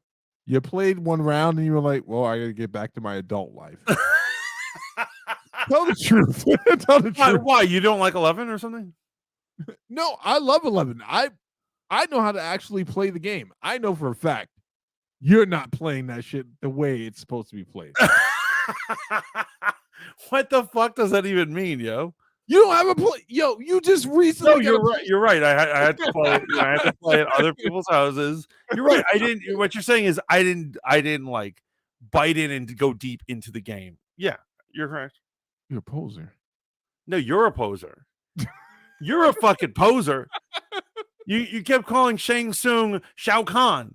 You didn't even get your Chinese names mixed up. You don't know what you're talking about. Well, motherfucker, they're not Chinese. They're from Outworld. So here's the thing about Mortal Kombat, right? So on the competitive level, here's what you need to pay attention to. So you have the laity and then you have the competitive level. There's a huge Mortal Kombat competitive level professional game playing scene, right? I'm waiting to see what they're going to say about it. Only because I want to see how that's going to roll into the tournaments and all that type of stuff. For us folks who are the laity, I'm sorry, Mantis, you, me, and Shaolin, none of us are competitive players. Right. We're probably just going to enjoy this game for the story mode and work our way through it. I want to see if they've worked out some of the mechanics. Have they improved on anything from NK11? Have they done anything for the competitive players? If you can do something for both populations, that's how you know it's a good game. You got to deal with the fact that people make money off of playing your game, and you make money off of them playing it. So if the tournaments aren't going to look dope, if the cats who play this game professionally are enjoying it, it's going to go the way of COD. If the laity aren't enjoying it, it's going to go the way of COD. You got to appease both fan bases. So I think that the laity is into story, and it's clear that they have story. People who like the franchise will probably play with every character just to unravel some of their story, their new dimensional story, right? That's actually really smart. Like someone Yeah, who's I'm a smart motherfucker. I think about shit before I say it. Thank you for acknowledging that. I mean, a little defensive tonight, are we, Steve? It was that Street Fighter comment, wasn't it? Help! Here's what I'm saying. Street Fighter, in my opinion, it's all skill, and I get nothing out of the story. There's like no story in that game. Well, when it's all about skill, you don't need story. It's about me beating you 4 times, and then you remixing history and saying I didn't beat you 4 times in a row. Here's what I'm saying. The night you moved from New Rochelle into your crib and I helped you move, yes, you were kicking my fucking ass that night. It had been a while since I had played Street Fighter, okay? It had been a while since I played it. We just threw We're it on at your house. we just threw it on casually. We downloaded it together. Okay, I see we have to have a tournament. Yeah, no, we're gonna have a tournament, and when I beat you in front of all these good people, we're gonna do both games though. We can't. It's not gonna be one game. This is gonna be like. Wait, I want you to finish your thoughts. So you're pumped up about this rebranding. Come on, give it to me. Well, this is the brilliance of the Multiverse of Madness kind of like arc thing that you're talking about. That basically, since every character is slightly different, we want to see how their story is different. So if you're already a fan of the franchise and you're not like really into being a technical player, you will play. Maybe some guys will do it on easy mode or normal or whatever, right. Just to get the ending or see what each character is. As you should. If you're a video game purchaser, you should play the game and enjoy it, right? Yeah. But from my days on gaming with a dad, talking with a dad, I understand that there's another level to these games, right? So I have never played it competitively. I've never gotten paid for it, but I have dipped my toes into those waters, man. And I understand what's going on with the competitive players. These guys grind, Mantis, right? They really hone their craft. These are some of the best players in regards to fighting games. Mortal Kombat, dude. I don't know if they're better than the Street Fighter players or they're more dedicated, but I know there's a staunch fucking fan base there. I just want them to release a game that addresses the needs of both communities. That's it, bro. That's all I want. Mantis does not care about the competitive players. He does not recognize them as people who should get paid. Oh no, esports is disgusting. If people play esports, what a waste of money. It's completely just make your tips on Twitch and shut the fuck up. And, they're wearing sports jerseys. They're like, yo, we're a team, yo. We're Lightning Gatorade. We're gonna kill it, man. I'm like, fucking just get the fuck out of my face, you idiot. That's my take on it. Now, here's what I'm saying. I do want them to have fun with this game. I'm not a hater like that, but I do want them to have fun. But yeah, I'm more like, obviously the game is fun. Obviously games are cool. Right. I'm into the competitiveness, but like, obviously I'm not gonna grind the way these guys grind, because that's not the pleasure I get out of it. I get more pleasure out of the story. Right. No, and I'm not such a poser that like, I'm someone who just watched cutscenes or whatever. Yeah, no. People go to YouTube and they're like, I like the idea of this game. I think I'll just watch the videos. I was a huge opponent of the MK versus the DC Universe games, man. I enjoyed it on paper, but the gameplay itself sucked. Right? Because you could be a button masher and be good at the game. Right. So I just want them to bring skill back to Mortal Kombat. Not saying that it's been away. I don't want, Fox Kills or whatever that motherfucker's name is that is the champion of Mortal Kombat. I'm just saying, address the needs for both. He's gonna come for you. He's gonna come to your house and set up a council. He's like, bro, if he comes to my house, I'm gonna show him what real fighting looks like. I'm gonna choke the fuck out of that dude. It'd be funny if you came home after work and he's already there and he set up a game and he's sitting there with your kids there and he's like, play, and he's just gonna embarrass you in front of your kids. If I walk in the house and see that emaciated psychopath with his fucking little head garb on, I'm gonna throw him in the guillotine and choke the fuck out of him. I'm like, beg for mercy, beg for it, and I'll let go. Right.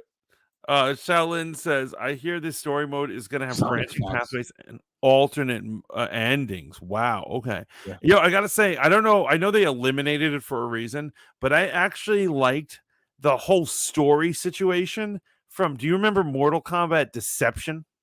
Oh, Where you bro, play you- Shujinko? bro, story you're mode bringing is up a really very controversial topic. Go ahead.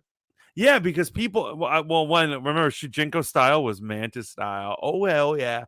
But I loved that whole thing that he navigated his way through all the Mortal Kombat dimensions and characters in one man's story. But I think people for some reason hated Shujinko.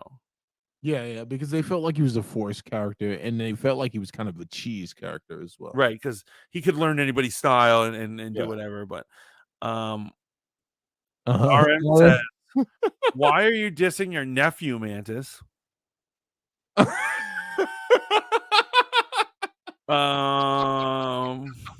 think that was the first time that RM ever fucking acknowledged any familiarity with Mantis. Yeah, we've gotten away with pretending just to be casual friends, but thank you, RM. Yes, tell Mateo I love him, and I didn't mean to insult him in any way. Sonic Fox is his name, just show. Fucking weirdo. He's a furry. No, he's not. Yes, he is. I'm sorry. No. Let's be correct. Yes, they are. Oh fuck! You did that just to tick me off. It's the truth. It is the truth.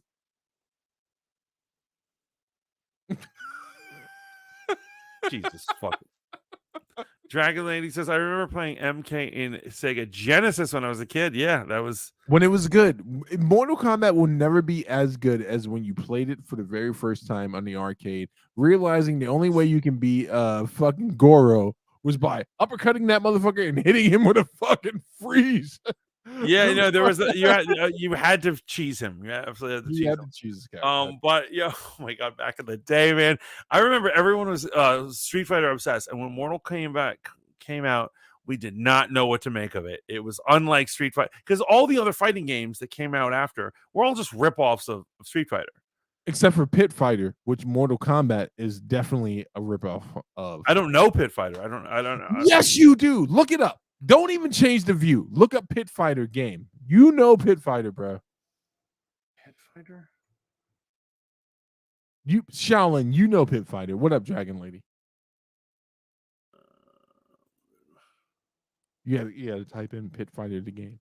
No, it did. Help! Help! Are you guys seeing this? No, I don't know this game. Share it. Okay. So we're going to Blammo, then we're going to Blammo. Pit Fighter Wikipedia. No. Look up the video. You'll know it if you see the video.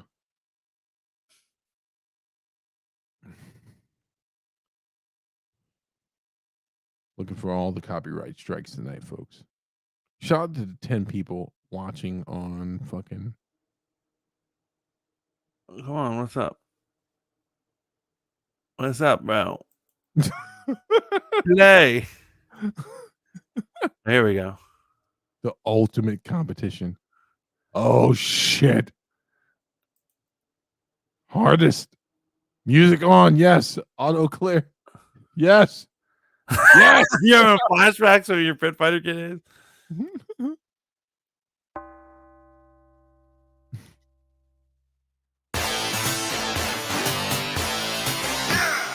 Before Mortal Kombat. I don't know this game. You remember Pit Fighter, bro. Yo, this is basically the premise for Mortal Kombat before Mortal Kombat. Mortal Kombat did it better, though. They never upgraded. And bro, if you hit them into the pause it real quick, pause it. If you hit them into the fans would hold them while you punched them. Oh wow, that's nuts. That's a crazy game. Okay. So where I was, you know, in my area. So what did we have? We had Street Fighter, and then after Street Fighter, we had obviously Fatal Fury, Fatal Fury's right? good. Right, Fatal Fury, The Art of Fighting. Yeah. They're all great. They're all great games, but they're very Street Fighter influenced, right? Except for Tekken. Tekken was Tekken Second the was a game. little later though. I don't think that was during the first revolution of games. And then there was World Heroes, Yes. and then Mortal Kombat comes out, and it was unlike all the others. That it wasn't. Everyone was ripping off the fireball move. Everyone is ripping off the way you jump and But kick. here's the thing about Mortal Kombat when it first came out. We all realized really quickly that a snowball was done in the same key sequence as a Hadouken. Forward, down, forward. Right. However, It's a ripoff. look at the weird shit. Like, what was it? Spear somebody with Scorpion, back, high punch. That Sonic Street Boom. Fighter didn't do shit like that. No, for the fucking for the Or Raiden's Bumblebee or whatever, you know, his body slam thing. Back forward. Wait, you mean I need a fish fillet? Give it to me now. Yeah, give it to me now. Yeah, it was like back high punch, you know, back you forward. held back. No buttons even. It No, was you held back and forward originally. In the arcade, it was holding back. just like Kano's Sonic ball Boom. attack was back forward. I think No, Raiden's was back forward. You could be right. Shaolin. You could be right. In the original arcade, help! They're still in my e-bike. I'm almost positive you held back, just like a Sonic Boom. I think that was ball attack. I think that was Kano's ball attack. Bro, it was the same fucking move. No, but Raiden's thing was back forward. Okay. You could be right. You could be right. But anyway, Wait, this, we have some somber news we need to get to on. Yeah, we need to get to like the real shit. You know, it's a shame what is happening, and so you know, I put it on one of our title cards and in our thing. So the actor Ray Stevenson has passed an away. amazing actor. Rome, Dexter, Punisher, Warzone, amazing actor. Bro. He was one of the Warriors 3 in Thor, and he's gonna play the main villain in the first season of Ahsoka Tano show. Yeah, and so he's playing like some sort of Sith Lord. He looks amazing. We should not Sith Lord. I think he's playing an Inquisitor. I don't think he's either. I think he's just a fallen Jedi. I think like there's gonna be more to his thing, but like it's fascinating. Like, and he was only 58, very young, extremely young. What did he pass from? Natural causes, cardiac. They haven't said yet. They have not said yet, and that's just fucking sucks, man. That like it does. And you know what? The first time I was exposed to him was on Rome. He played a character. He played a Centaurian on Rome, and he did an amazing job on there. He was also his character was also the alleged son of him and Cleopatra, which is obviously not historically accurate. Right. But like, yeah, he's a great actor, man. I enjoyed his arc on Dexter. He was kind of a he played a mercenary character on Dexter. He's a good guy, man. He was the first real Punisher. Right? Because no offense to Thomas Jane as an actor, he was all offense. He was a horrible pick to be Punisher, but then you know he came and saved the day. Warzone was a great movie. Jigsaw was the worst part. I mean, actually, that movie was great into the last 45 minutes of it. Like that movie was great into the last 45 minutes. But he passed, man, and it's sad to see that. I thought he was wasted as one of the Warriors 3 in Marvel. Totally did nothing with that. That was not unpopular take right now. Could potentially be an unpopular take because of his range as an actor. I think he would have actually been a better Gore the God Butcher. Oh, that would have been dope. You know, I know they went art house with Gore the God Butcher. I will never forgive them for that. Never. Weird. Their choices were so fucking weird, man. And they made it bad comedy. Gore's whole thing. Like I couldn't stand the scene when the god makes fun of him or whatever. It was Bro, so hard. when they announced that Christian Bale was going to be Gore the God Butcher, not to take the light off of the dearly departed right now, but when they said Christian Bale was going to play Gore, I was like, oh shit, they're really committing to the tragedy, which is Gore. Yeah. But then I realized really early on in the movie, oh, they're really committing to being the MCU right now. Yes, everything's comedy. They always have little kids around for some fucking reason. It's totally insane. But yeah, Ray Stevenson, we will miss you. You did wonders, man, and I can't wait to see him in Ahsoka. Yeah, I'm really looking forward to Ahsoka. I just want to talk to you real quickly about Jedi Survivor. You know, I've been streaming it on Fight Juice here, man, and I got to be honest with you, man. Am not someone that wades in the water of the gray Jedi's fucking controversy. This is a very hot button topic, the gray Jedi situation. But I gotta say, I'm really enjoying Jedi Survivor, man. Oh, you are? I thought you were about to shit on it. No, I'm really enjoying it, man. I don't want to give any spoilers out. The game has been beat thoroughly by many people. I mean, people are going into their platinum mode, if you know what that means, if you're a PlayStation player. Man, they really did tie in parts of the old Republic into the story extremely well. And I was just like, wow, this is really good, bro. This is really good. Because every Star Wars game, I feel like at some point has to make Darth Vader the pinnacle of the game, right? And they did that really well in the first game. But they gave us a great villain thus far in this new game, and I hope you play Jedi. No, so the villain is not a gray Jedi. He's from the High Republic. That was a spoiler. Sorry. The villain is from the High Republic, and it's interesting to see a villain from that era versus what we got in the High Republic books, right? I don't want to go into that whole controversy, but you remember when they released Yeah, Jedi, and I was like, I can't get excited for this because it's really good, man. I'm having a great time playing the game, man, as usual. The one thing, let me ask you a question. The Night Sisters, what are your thoughts on the Night Sisters? Oh, I love the Night Sisters. All right, so if you love the Night Sisters, you're gonna love a lot of shit that they did in this game. Okay, cool. Yeah, no, I really do. Because basically, obviously, they're in a galaxy wide of people, there have to be other force orders, not just Jedi or Sith, right? Right. And so they're really like the main one that people look at as an alternative.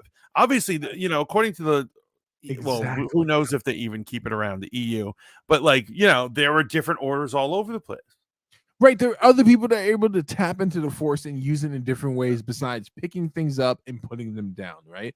And I love the fact that the Mir, I think that's her name, the character that is she's a survivor of they don't say genocide in Star Wars, they say, what's the word they use? The cleansing, the cleansing, purification, purge, the genocide of the Night Sisters. Her character in this game, for the brief moment I've encountered her, is amazing. It's absolutely amazing. I'm enjoying the game very much so. Did you see Visions season 2? Star Wars Visions? I started the first episode. I enjoyed it. And then I tried to put the second episode on, and I promptly turned my TV off and took my dog for a walk. What? I forget. What was the second episode? I don't know what it was, but it was very anime-y. So there's bad. It was bad. Once again, with an anthology, you're gonna get hit or miss. But I will say that there's actually one called I think Journey to the Darkhead. Right. Yeah, I saw that one. Yeah, that one was good, and that girl was from a different order where they only just they're monks who see just look into the future. Yeah, I thought that was a great episode. RM says, see Adam Warlock. I have not seen Guardians yet. Have you watched it yet? I have not watched it yet. I can't, as you said, I'm so busy with my adult life. I just don't have time to see it, but I don't know why I'm not driven to see it. I'm not driven to see it at all, but I do know that we're going to see The Flash together. We are. agreed on that. I will go opening day. Now, what about Spider-Man Across the Universe, Across the Spider-Verse, or When is that coming out? it's coming out next week? I think I could be wrong. I'm pretty sure it comes out next week. Wait a minute. Account Across release date. There we go. I'm looking up right now. Just June 2nd. Wow, it is next week. Yeah, fanboys got to catch up. We Mantis is not pumped for this movie, right? Because there's multiple reasons not to be pumped for this movie. But I'm gonna go see it, bro. I'm gonna go see it. Do you want to talk about your reasons, or you don't because they're too political? It's not that they're too political. It's just like I was never a big Marvel 2029 fan, right? Mm-hmm. But I do know that Marvel 2029. Am I getting it correct? 2099, 99. 2099. People love that Spider-Man character. I love him. I do love him. So when that rollout came out, it was Spider-Man, Doctor Doom, Punisher, and the X-Men. Right. That was the original rollout. I enjoyed the Doctor Doom arc because it was the actual Doctor Doom. Right. The Punisher was great because it was another guy taking on the mantle of the Punisher arc, and he finds the war journal of Punisher and then, goes for it. The X-Men, not so great. I mean, it was like whatever. But people love the Spider-Man arc, and to see that this character is potentially a villain. Oh wow, I didn't realize that, but like that's. Yeah, I'm not here for it, but I'm gonna go see it. Now, in regard to the Flash movie, I need to know Tom Cruise, Stephen King. Stephen King also said he loved it. Stephen King hates anything that he didn't make. Yes, he's a fucking prick. And if a prick can love it, it has to be good, right? Gotta check it out. I do want to shout out an anime I just started. Are you up on Hell's Paradise? No. Okay, can you share the screen really quick for one last trailer? Hell's Paradise? Yes. RM, if you're still here, check out Hell's Paradise.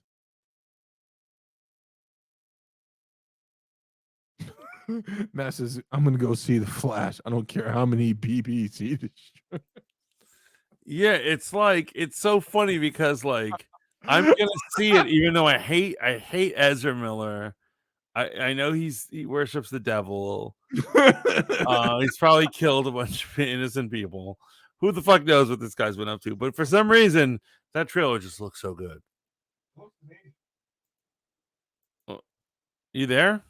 I'm here. I'll always be here for you. I crave imagination. Emotional damage. Yeah. Emotional damage. Oh, I thought that was part of the trailer. I was like, what the fuck? What the fuck?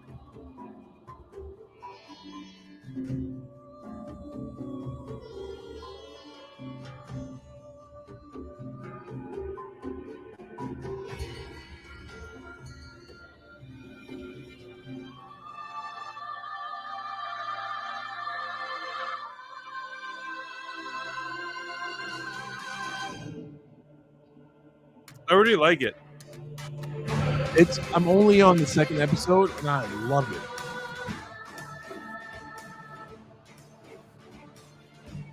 It's a battle royale for sure.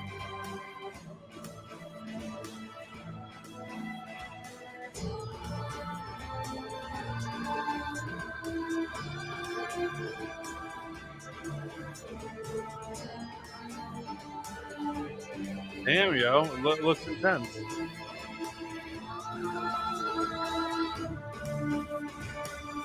Yeah, it's really, really good, man. And I have to publicly apologize to you. We got into a really big argument once on Fanboy in regards to anime and the MCU and Marvel Comics proper, and I was just like, man, fuck all that bullshit. You were trying to pitch me on Radiant Black, and I was just like, yo, you're weird. But I gotta admit, there's a lot You of great pulled a Matt. What is it, Matt Walsh? Yeah, I have to admit, there are a lot of great things going on outside of fandom proper, man. Anime it really is giving us what we want. I'm only on the second episode, and it's amazing. Well, remember, you have to be very discerning about what anime you mess with, because it's very easy to turn on an anime recommended by somebody and it just be either garbage or hyper perverted to the point where you're like, I'm just uncomfortable at this point. Right. Like I'm not even kind of turned on. I fucking like I feel bad for watching this. Yeah, exactly. Tentacles. Yeah, but I gotta admit, I watched Dota, I watched Castlevania, and I was not disappointed by those two. I'm glad this is the third installment of anime I'm getting into. If you consider Castlevania anime, I know that it is. Hater.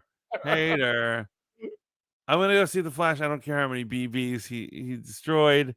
RM says Ezra Miller has a baby toddling around his house, teething on gun ammo. Yes, I've heard that too. He's responsible for a lot of horrible hate crimes. He's a monster. Ezra Miller is an absolute demon. Will I see his movie? Unfortunately, yes. This is one of those times where I'm like, I have to see it. Dota was awesome. It's a shame because I really did, probably like 6 months ago, I thought I was gonna boycott it. I really thought I had the strength to be like, I'm not gonna see it. I hate this guy, whatever. But the trailer looks so good. I'm so curious. I really want to know the answer to that other Flash and like who the villain is and who's the Reverse Flash. All that stuff. I just need to know. The Flash is a very important character. Let's see what Steve thinks. Steve, do you believe that the Flash is an important comic book character? Yes. He wasn't important to me prior to Flashpoint, but he became quite important after that. Like you just have to acknowledge that. I love that Matt says Dota was awesome. Have you watched Dota yet? So you fucking prick. So no, it's on on my list that doesn't exist. Whatever you just reach for, it's not the list. It's wine. What do you think I'm pretending you have a list? No. Dota is amazing. When you get around to it, man, it really is great. I know that you love Castlevania, and they're not similar in any way, shape, or form.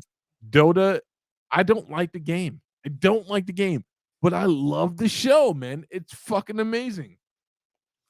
Matt says I can tell you all the spoilers if you want to know. He's saying about the Flash. Really? No, I want to see it. I'm sure he's read it. I'm sure it's been leaked online. You know how many people have already seen it? They played it at a film festival. Interesting. All right. I'm saying, if Tom Cruise and Stephen King both think it's awesome, I have complete faith in them. And just so I could bring her up because we hate her so much, Grace Randolph, piece of shit human being. She always gets angry when celebrities chime in. She got angry at Tom Cruise for saying his opinion. She's like, as if anyone wants to hear what a celebrity thinks of a movie. And then later on, Stephen King, she did a similar like pout. You know what it is? It's because she has no skills or ability, and she's not talented or not really well liked. And if she feels like she needs to be the only one talking about whether she likes a movie or not, she doesn't realize that literally any fucking idiot can state whether they like something or not. Well, she is an OG here, and she capitalized on being an OG. I gotta say something though, real quick, man. I want the Flash movie to be good. I know you've never heard me say that about. That's insane. I don't know who the fuck you are anymore. I want it to be good. I used to know you, Steve. Now I don't know what the fuck. I really, really wanted it to be good. But I'm gonna say this, man. I have to introduce the subject, and we can close here, man. I had said originally that the Sonic movie was the best video game adaptation as a movie, not a show. The Sonic movie. I recently watched the Mario Brothers movie with my sons, and I have to say, I don't know if Sonic is number one anymore. That was a great movie. I had a great time. It was a good time, bro. It was a good time. Mario Brothers was so good, man. I freaking love Mario Brothers. I do not understand why that woman hated on that movie so much. She doesn't have a soul. It's also what Matt is saying right here. And she has no husband or a family. That has to be depressing. Absolutely. I'll tell you, I don't have a wife or a family, and it depresses me. And I'm a guy. I'm supposed to be programmed just to fuck. So for a woman, that has to be super fucking depressing. Like, this bitch is probably contemplating ending it every night because she doesn't have literally any prospects. Like, no one will hit that. You know what I'm saying? Don't say nobody. Don't say nobody. There's some sad simp out there that would fucking bend her legs behind her ears for sure. But would her feminist ass allow it? I don't think so. Well, you know, feminist in German means fuck me from behind. Does it? No, but I figured you would jump on that. At any rate, this has been another great episode of Fanboy Modeling School. We're at the end of we never talked about Bill Gates. Real quick, Bill Gates. Oh no, fucking Sex Bill scandal. Gates. Epstein. Did he molest like a child or something? Like, no. That's why I was trying to get us out of here. I realized that was a bad idea to sit in that. So apparently Epstein was going to expose Bill Gates in regards to his infidelity in his marriage. And here's the one thing about the whole Epstein situation. Do you remember when the onset of this whole thing, we thought we were all going to finally see the black book of corporate America and Hollywood exposed, and it was thoroughly covered up.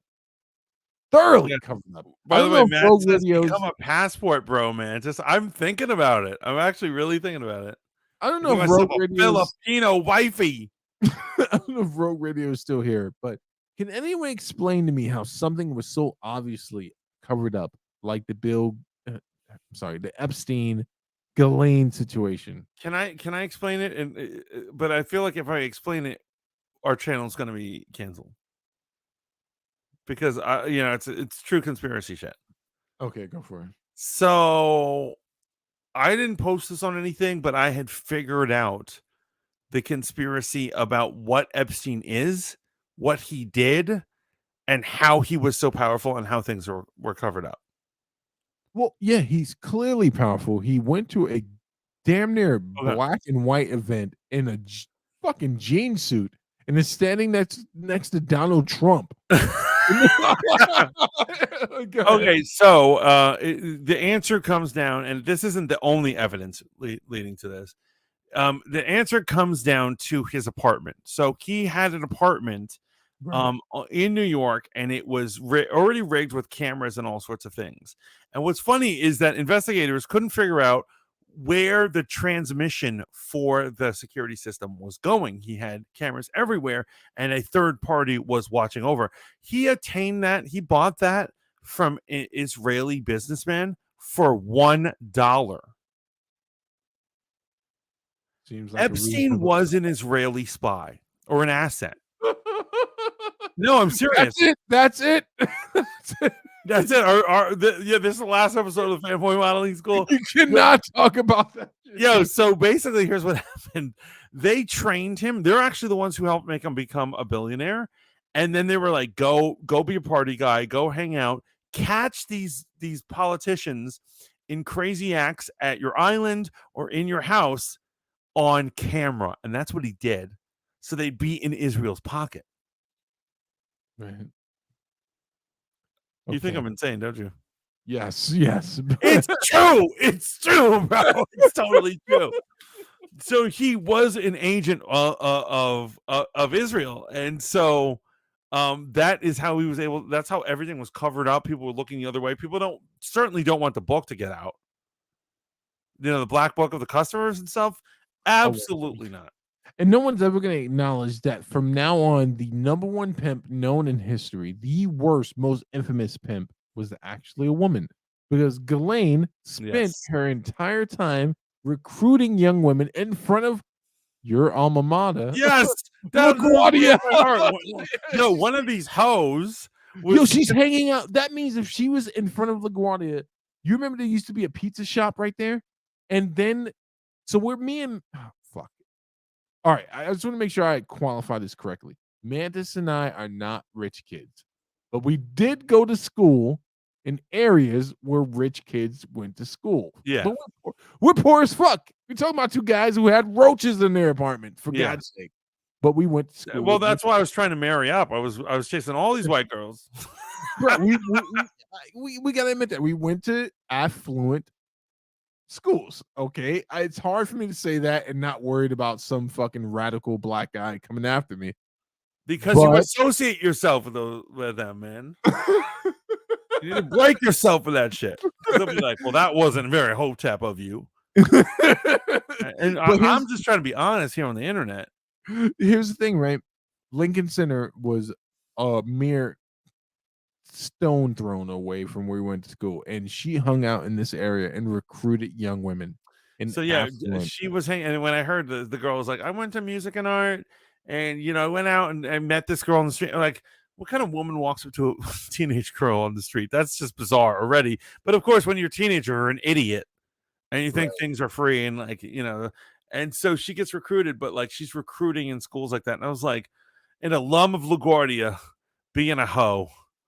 No good, man. No good. No good. No good. No good. You would have thought that. Never mind. I was going to say the school across the street, but never mind. Oh, Martin King Jr. Why'd you say it? Why'd you say it? It's exactly it's exactly like in The Office when he's fucking when he's talking about a supposed Chris Rock thing, and he's like, Chris Rock was talking on his comedy special about how all the streets named after Martin Luther King Jr. are always the most violent, and that's the same thing. It's the same thing with high schools. High schools named after Martin Luther King Jr. are always fucked up beyond repair. It's crazy. I'll let you do the research. Mantis, what do you got coming this week? Well, of course, every morning I'm going to wake up with you guys on Autolist on my Hot 95 channel. Please download the app. Please be there for me, man. Here's what I understand. If you're not into pop, you're not into music. It's mostly music, and I occasionally speak. So if you're not into it, I understand. However, if you want to tune into the app and not listen and get me that view, I will love you just the same. But that's very awesome. Rogue Planet returns this Thursday. That's right. I was off for a little bit, just 1 week. I just needed a little downtime. Work was driving me nuts, but I am going to be back. I'm going to be talking about all the nerd culture stuff going on. And then also Friday, well, I can't tell you if Men Supporting Men is going to be on because the other two guys just are flaky. But if it's on, I will let you know. He's going to be getting back to his videos on his YouTube channel starting next week. Who's that? Who's getting back to the video channel? Oh, well, I'm saying I stopped. I haven't made like a new actual video on my YouTube channel, not live, but like in like 2 weeks, and I'm getting back. I've decided I'm getting straight back to it. But what are you up to, brother? So this Wednesday, Pillow Talk, station to be announced, platform to be announced. We'll let Bex make her own announcement, and then once we're ready to get up with the Hold Up TV proper on YouTube, I'll get to you guys. But I appreciate all the support. Thank you for being here. I had fun tonight. Yo, I had so much fun. We you know what it is? It's because we are awesome people that we're able to make this work. Because I was even going into this one, I was like, there's no news. There's no like cool news out there. However, we made it work. We made it work. Absolutely made it work. How do I share this link? What link? For Autolist. Put it in your Discord. Yeah, I'm gonna. Yeah, I'll shoot you one, Matt, in Twitter, because I see the app on the App Store, but I don't know how to share it on a PC. So, gotcha. Right. But yo, thank you all so much. Well, real quick, RM says Lace Wexner, billionaire owner of Bath and Body Works and Victoria's Secrets, hired Epstein as his financial advisor and gave him a $20 million townhouse. Okay, so before we end the episode, and so I'm so want our episode, this channel to be destroyed. Does anyone not notice that constant pattern of where all these rich guys hang out with Epstein? And so Epstein has been proven to be a fucking child pedo pimp or whatever, and yet somehow everyone who's famous or rich or powerful has had dealings with him. Does that make you feel some way when conservative conspiracy theories are like, yo, look at those pedo dems and when they do X, Y, and Z?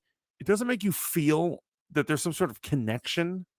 100%. Here's the weirdest thing. None of us here would say that Donald Trump is a moral man, right? I don't think that any of us would say that. I think the thing we like about him is he's amoral. So one of the weirdest things I've ever heard him say in regards to Bill Clinton, someone asked him a question. Look it up. It's on Google. You can find it. They asked him a question about Bill Clinton. He's like, I don't know. He's got a lot of problem with that island situation. Yeah. This is from a fucking while he was on the campaign trail for 2016, I believe. Correct me if I'm wrong when you find it. But he literally said that during an interview. He's like, yeah, he's got a lot of problems with that island situation. So here's my problem, conspiracy wise. One was checking for an island situation. We weren't even checking for Epstein, I think, at this point, in regards to an island situation. Why would that come out? I mean, strange, right? It's very strange, bro. And I'm gonna say it. This might be unpopular or might be super popular opinion. I'm telling you, from what I know or what I seem to sense from Trump, if he's at a swanky party and his host is like, "Yo, here's this underage girl. Do you want to bang her?" I have no doubt in my mind that he would do it. Yuck. I know a lot of people are gonna be super angry with me or whatever. That being said, he's kind of part of it, right? He's part of this problem. Well, I'll say this in regards to his lawyer. If you look up Giuliani's statements about not the woman who's suing him for the $10 million, but about another woman in his employ, he referenced his daughter as a statement of attraction. Yeah, I have heard of this. I have heard. Well, I'm also like, yeah, he has made reference. So here's the weird thing about that, Mantis. Of all the things that are recorded, that's one of the statements recorded. And once again, I have no skin in the game whether he wins or loses. No, not Trump. This is not Trump. We're talking about Giuliani. Oh, wait, Yes. Giuliani said, yes, his daughter? He referenced. Just look it up. It's out there. It's out there. Because of the nature of the allegations, they're doing the press tour right now, and they're confirming what's been recorded and what's not been recorded. And there was a recent interview with a major news conglomerate, and that's one of the allegations that was actually recorded. Not recorded was the fact that Trump may have been paying Trump and Giuliani allegedly were paying $1 million for a pardon. They were getting money for pardons.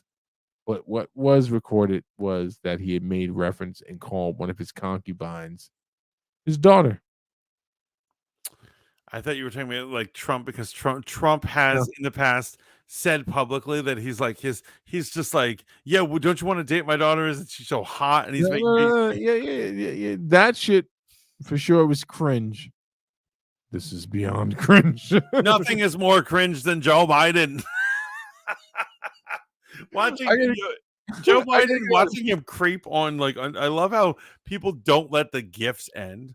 Like, when people are like, here's a Joe Biden gift, and it's him around a 12-year-old, like rubbing her thing, whispering in her ears. That is bizarre. I think the best gif I've seen, the best meme I've seen is him behind the Joker with his hands on the Joker. He would too. He's so senile, he would totally hook up with the Joker. Yeah, can I ask you a question? Can we do an incel breakdown episode. So I want to get into the edgelord topic, right? And I didn't realize, but now I realize, recently have come to the understanding of a lot of people don't like the Joker movie. They feel like it's an anthem, a call to arms. You For hang out with edge- too many liberals. They bitch about they bitch about that. They're like, this is dangerous. He's teaching people to be dangerous. It's a good movie. What the fuck? Bro, you can't make that argument based off that movie. Like the logic doesn't make sense. So if we're looking at the Joker movie with Joaquin Phoenix, this was pretty much an innocent guy who'd been pushed to the edge. Yeah, I mean, he had mental health problems, but it also points out, it shows how the system doesn't help people with mental health problems. And failed him. They if failed that's- him. Yes, the system failed him, and therefore he became the Joker. I do love that. I love that angle. That was a great movie. But I would love to talk about incels, especially since people are calling everybody's favorite content creator Pearly Things. They're calling Ooh. her a femme crypto cell. Let me ask you a question. Did you see the clip with her and Sneeko where he's like, "Can you go get me my sandwich?" And he's like, "That's what women should do." Have you seen that clip? Did she get it? Yeah, she got it. Oh God, we're putting this on. I'm sorry, guys. I know you thought we were leaving. Just I know type you, in Sneeko. Just type in Sneeko fucking Pearly Things. yeah, I know you're like, aren't we done with these guys? I'm sorry, I just need to see this. Sneeko. Type in Sneeko Pearly Things. Please tell me she didn't fucking get it, man. She got it. She got it. And I wouldn't be surprised if he hit that afterwards. Like it had the vibe. What's wrong, Mama? Well, it's all over the place. Well, here, I'm gonna put in sandwich. No, just type Sneeko Pearly Things. I did. There's a million things that are not that. Yeah, I'll find it for you. Yeah, send it to me in the thing. I mean, obviously, this pertains to the whole community. We need to know whether Pearly is fetching sandwiches for scumbags, and if so, I want to date her. Well, let me ask you a question. Do you think just Pearly Things is attractive? So I do. I think it's funny. I was watching Anthony Bryan Logan, who hates her, and so he's just like he's saying, and he's talking about her, and he's like, and then he goes, and for some reason, people want to simp on this girl. I don't know what. I don't know what's going on. I'm not going to judge your taste. You do your thing. And like he's pointing out that she's a plain Jane, and like who the fuck would simp on that? I wouldn't simp on that, but I do think I would definitely smash. But I'm definitely losing respect for her if she's fetching people like Sneeko a sandwich. Okay, I got it. Oh, look at you. The I'm a black internet belt. haunter D says she is. It was a sad day indeed. That is a sad. Oh, that's right. It was in the Discord server, D, right? All right. So I'm going to share it to you. I think I got it at the right time. I'm sending it to you in Discord. I remember D was hot about this. D was like, what the fuck? Why does she placate her view? She's so No. This is consistent with her view. It's a right. festive sandwich. So it's at 20 minutes and 17 seconds. I just sent it to you. Oh, you did it on the same. There you go. It actually started on that point. That's actually pretty cool.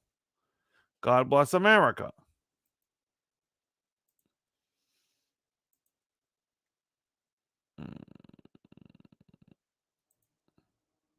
So tired. You tired? No, let's go. Because we need to see this. There you go. Yeah, in Pearl's opinion, Can you get what me should women do? Can you get me a sandwich? Yeah, do you want the bowl? Yeah, can I actually have it? Wait, actually? Yeah. Okay. That's what they should do. That's what they got to do. You did not just do that. I did just do that. That's Riz, man. You did not just do Yeah, that. thank you. You did not just do that. Mm. You did not just do that. What's You up? did not just do that. You just Hey. not. You did not. Hey, you who- did not just do that. Who's sitting in the corner He's right now? a fucking Who's watching idiot. right now? I'm eating. Who's No, watching? whoa, stop. did not She is a fucking idiot. Because that might look great. That makes Sneeko look like a pimp, and that makes her look like a fucking idiot.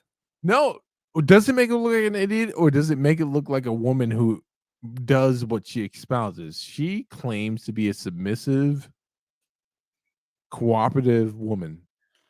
Is she just playing the role that she presents? Yo, you should not. Here's what I'm saying. You do not let your guest alpha you on your own channel. Well, this is Sneeko's channel. Even if it's Sneeko's channel, she needs to be cool. Like, nah, bro, nah. No, I think this works for her branding, right? Like it shows her being what. So I'm saying in regards to her branding, This shit is hard to respect. in regards to her branding, it shows her being consistent with her views. D asks, is that her man? That's what I'm No, saying. it's If not- it's her it's man, not. yes, that's fine. But it's just some It's motherfuckers not her who's on man, a and show. I'm in agreement with you guys. I'm in agreement with you. But for the incel motherfuckers who are looking for this type of shit, this was gold. This was gold. You think more people are going to tune into her? Yes, Because she's bro. fetching Sneeko. Look down, my nigga. Look down. Is this Sneeko's channel that this link came from, or is it Pearly's channel? I feel you. Wait, hold on. Pearly thing. No, just look at the link I sent you. The video that's up. It's her channel. Yeah. This link is from her channel. Wait, hold on. But I'm looking at one thing. Oh, she went down. So it's not about losing followers. It's losing about your level. She used to be rated from Social Blade an A YouTube channel. And I'll tell you, if you're wondering about like how do they judge how high your graph of incoming people are. And so she was like 2 or 3 weeks ago in A. However, I'll tell you this: Grace Randolph, the quartering, Ethan, whatever, Hassan Piker, none of them are A's. She was an A, even after, the debacle she made when she had Nick French's on, and now she's a B plus. Bro, I'm telling you, she's a B plus. But I'm telling you right now, look at what channel posted this link. That's her channel. She's not ashamed of it. She's not, but I'm saying that's what's wrong with her. No, I agree with you. I agree with you. But if your marketing is a certain thing, she's addressing the fact that people say she's just lonely things, right? So the huge critique is that she's a woman judging women about how they should respond to a high value man and where they're at in their sexual market value. And she's unmarried at the age of 25, 26, right? But here she is doing the things that would appeal. You have to stop thinking like yourself. You have to think about the base. She's doing the things that the base would want. That's why this fucking video is on her channel. That's why it's on her channel. She's like, no, I'm saying she makes mistakes about what she puts on her channel all the time. But not for this shit. She made a mistake about the fucking Nick Fuentes. You don't understand the manosphere. For these motherfuckers, they saw this shit. Their little dicks got hard. Not all of you. Nah, fuck you niggas. Their little dicks got hard, and they saw this shit, and they were with it. Because she got up and got this nigga a sandwich, which is really a burrito, by the way. So I just want to point that out. Burritos are not sandwiches. Yeah, they are. Here we go. Burritos are not fucking sandwiches. Yeah, there's a carb-based bread product holding together a bunch of ingredients. It's it's a sandwich. It's not a fucking sandwich. It's not this. It's not a fucking sandwich, you fucking racist. Anytime you use carbs to hang on to product to roll multiple ingredients together, burritos are not a fucking sandwich, you bigot. No, you're the bigot because you were excluded from sandwich. Oh, play the clip. Oh man, I feel hard. Just fucking do Thank that, you, bro. Thank you so much. Especially when Got up in her little dress, right? Okay, I think I broke this. Here you Oh, go. no problem. No problem. Oh, babe, I broke the head. You know what's funny? I'm not even hungry, Jadion. I knew he didn't want I it. don't even want to eat. I know. I knew he didn't want I'm it. full. I'm stuffed. What the fuck? This bitch is an idiot. This bitch is a fucking idiot. I can't wait to watch her channel crash and burn because she's such a simp for Wait, everyone. but you said last week, you pointed out last week how her numbers went up, Mantis. Yeah, her numbers did went up. Her numbers went up after the last shit, which I was surprised. I was like, what the fuck? Yo, here's the fucking thing. You know what she is? She's a people pleaser. I fucking hate people pleasers. I've broken up with girls because they are people pleasers. That is a pathetic trait. And I will not fucking have it on my YouTube. Yeah, I'm gonna unsubscribe, even though I'm already unsubscribed. Fuck you, you dumb redheaded bitch.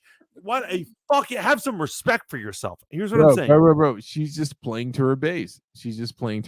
And I can't wait till she fucks this up. I cannot wait. She's gonna fuck this up.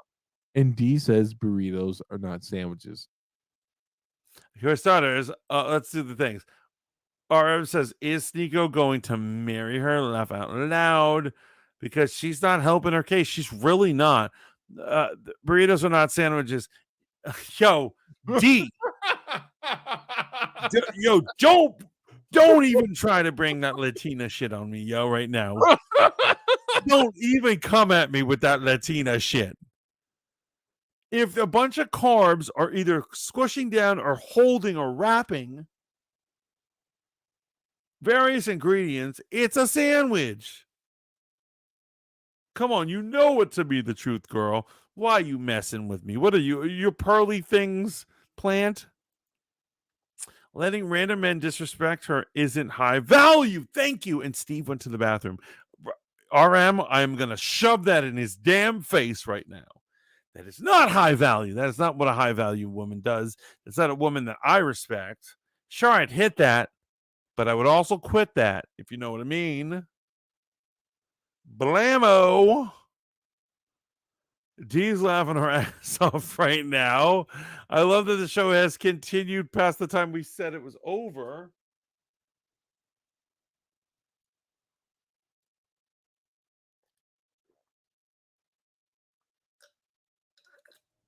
Oh, it tastes so good. Steve, what do you think of RM's comment right now? Which one? Letting random men disrespect her isn't high value. Well, the claim is not that she's high value. Oh, and this is the thing you need to understand. That's not the claim. The claim that the man is high value. Sneeko ain't high value. I would agree with that. But Sneeko has pivoted from the red pill. See, this is a tangled web. But your boy Steve is here to help you unravel it, right? So let's start with this moment, this interaction between Pearly and Sneeko, right? Pearly is obviously going through her little moment where people are saying she shouldn't have had Nick Fuentes on there and the Black Manosphere has disavowed her. To your point, and Berlin's point about the Black Manosphere versus the Manosphere proper, should these two things exist? Which is more popular? And if you're someone that fiscally relies on a certain type of demographic, which one is going to keep your channel sustainable, right? So Pearly has doubled down on the fact that she's going for red pill conservative views in regards to relationship dynamics. So she herself knew that Sneeko didn't want the sandwich. This is on her channel. We can agree on all those things right there, right? Right. She got up and did it because she's playing to her base. That almost seemed, it did seem rehearsed or fake or whatever. Right. So she's playing to her base, right? And her base is the type of base that wants to see her, even though they value her views, they want her to stay in her place and propagate their views. So her getting up to get the sandwich plays to that. She's going to get more revenue off of it. She stays relevant because now they see her as a woman who actually believes the things she espouses. Does not make her high value. It makes her the type of woman that these type of weirdo motherfuckers, not all of the red pill or people who support the red pill, would be looking for. Basically, it makes her a blowjob hoe. Okay, so now let's get into Because here's a woman you wouldn't date, you don't respect enough to date. You'd be like, you know what? I'll let her give me head until she gets fed up with that arrangement. So here's the one thing I will say, right? I do not think Pearlie's attractive. I don't think there's any sex appeal, and I don't think this moment is attractive at all. But this is probably the best she's looked physically in all of her videos. But the fact that she got up and did that is what her base was looking for. So Pearlie gets to retain viewership and gain new viewership. Sneeko gets to look like a boss. I don't know when this video was clipped. This definitely goes against what he just did on Fresh and Fit. Not goes against, actually, let me rephrase. It does not help the argument that his story arc is changing from Sneeko Red Pill to Sneeko something else. It just shows you that these motherfuckers are grifters. Sneeko swinger. He's basically becoming a swinger because all his videos are obsessed with sex. Wait, no, not basically. If you take your girl to a swinger party, you're a swinger. Yeah, and so he even had a fucking. Did you see his recent like live or whatever where he went on an internet date? You know that he met on an app, and he had his boy hosting it on live stream. Right. And what I'm saying, his shit has all become dating, sex, and all this shit. So he's not even red pill. I don't know what the fuck he is, but he's a freak. Bro, so his older content is way better than this shit. But I agree. I used to like his old comment. So I do want to just point out the fact that this is great marketing. And whether or not you agree with their position, this was a masterful play from both of them. Do you think he hit that afterwards? Let me see. Play the video.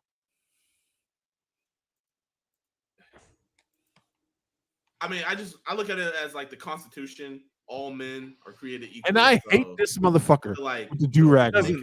Why can't women vote? Bro, you're a I told fucking you why. lame. Then do you think that women should be in selective service? I'm guessing that they are. They're not. No, they're not. You just looked it up. I looked it up, but it said they have not been subjected to selective service. Right, but right now you are fined $300,000 if you do not sign up for selective service. You are subject. We are not. So my question is, do you think that's fair? She has a good point. No, okay.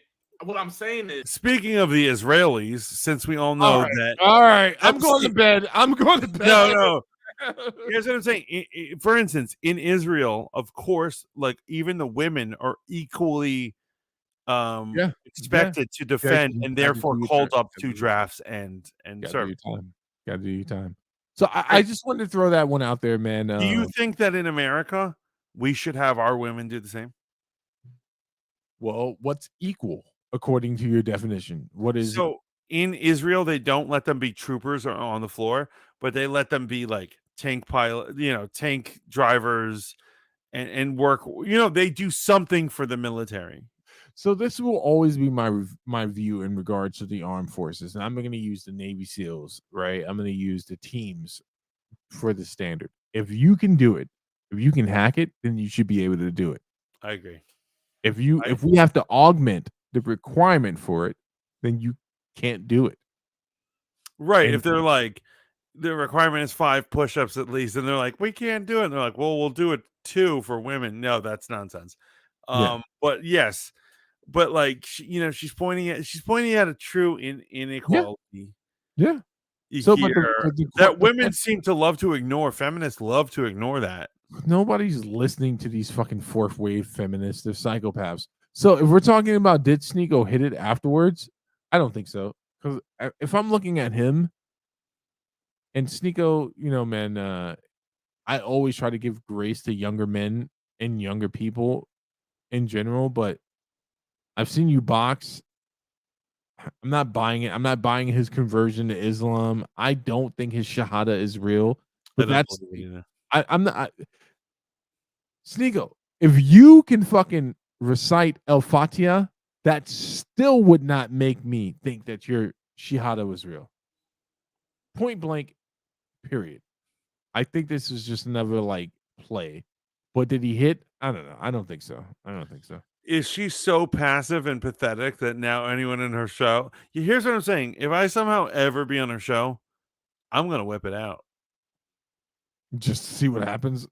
Yeah, I have a feeling like there's a good chance. I feel like I have like a 50-50 chance of hitting that. Well, I mean, if we're going up based off of their views, right? So even Sneeko just debated Rollo, and it's just like, you know, you preach self-discipline in every other form in the red pill, and except for in regards to when it comes to sexuality, you know, getting a woman pregnant. If Sneeko is consistent with what he espoused on the Fresh and Fit show when he was debating Rollo, he should not have hit it. Right? He should be looking for a wife at this point. We all know he's a fake Muslim. Let's get real. Yeah, I know that 100%. I know that, but all right, I'm And going to bed. call it out. I'm going to bed, but I don't think he hit it. I do know she's got the blanket over her legs, covering herself up from the camera. I'm examining body language as a fake body language expert. If a woman was ready to hit, in my opinion, and you're the type of guy as Sneeko, she wouldn't have covered up her legs. She'd just been like, whatever. Oh, wow, look at you. Like a loose, you know, if she was ready to hit, you need to call the FBI. Like if she's ready to hit at that moment, if she's ready to hit the type of cat that Sneeko is. No, I think you're right. I think you're absolutely right. I know I'm teasing you right now, but I actually do think you're right. All right, I'm going to bed. Good night. Damn. Jeez. Okay. Ciao for now, bitches. I guess it's over. My room, my 2 hours doesn't have a steam or whatever to talk about the real topics that everyone's interested in. In 2 hours and 30 minutes, you fucking psychopath. You're the one. Are you kidding? You're the master of taking streams way longer than they should be. That's when music is playing.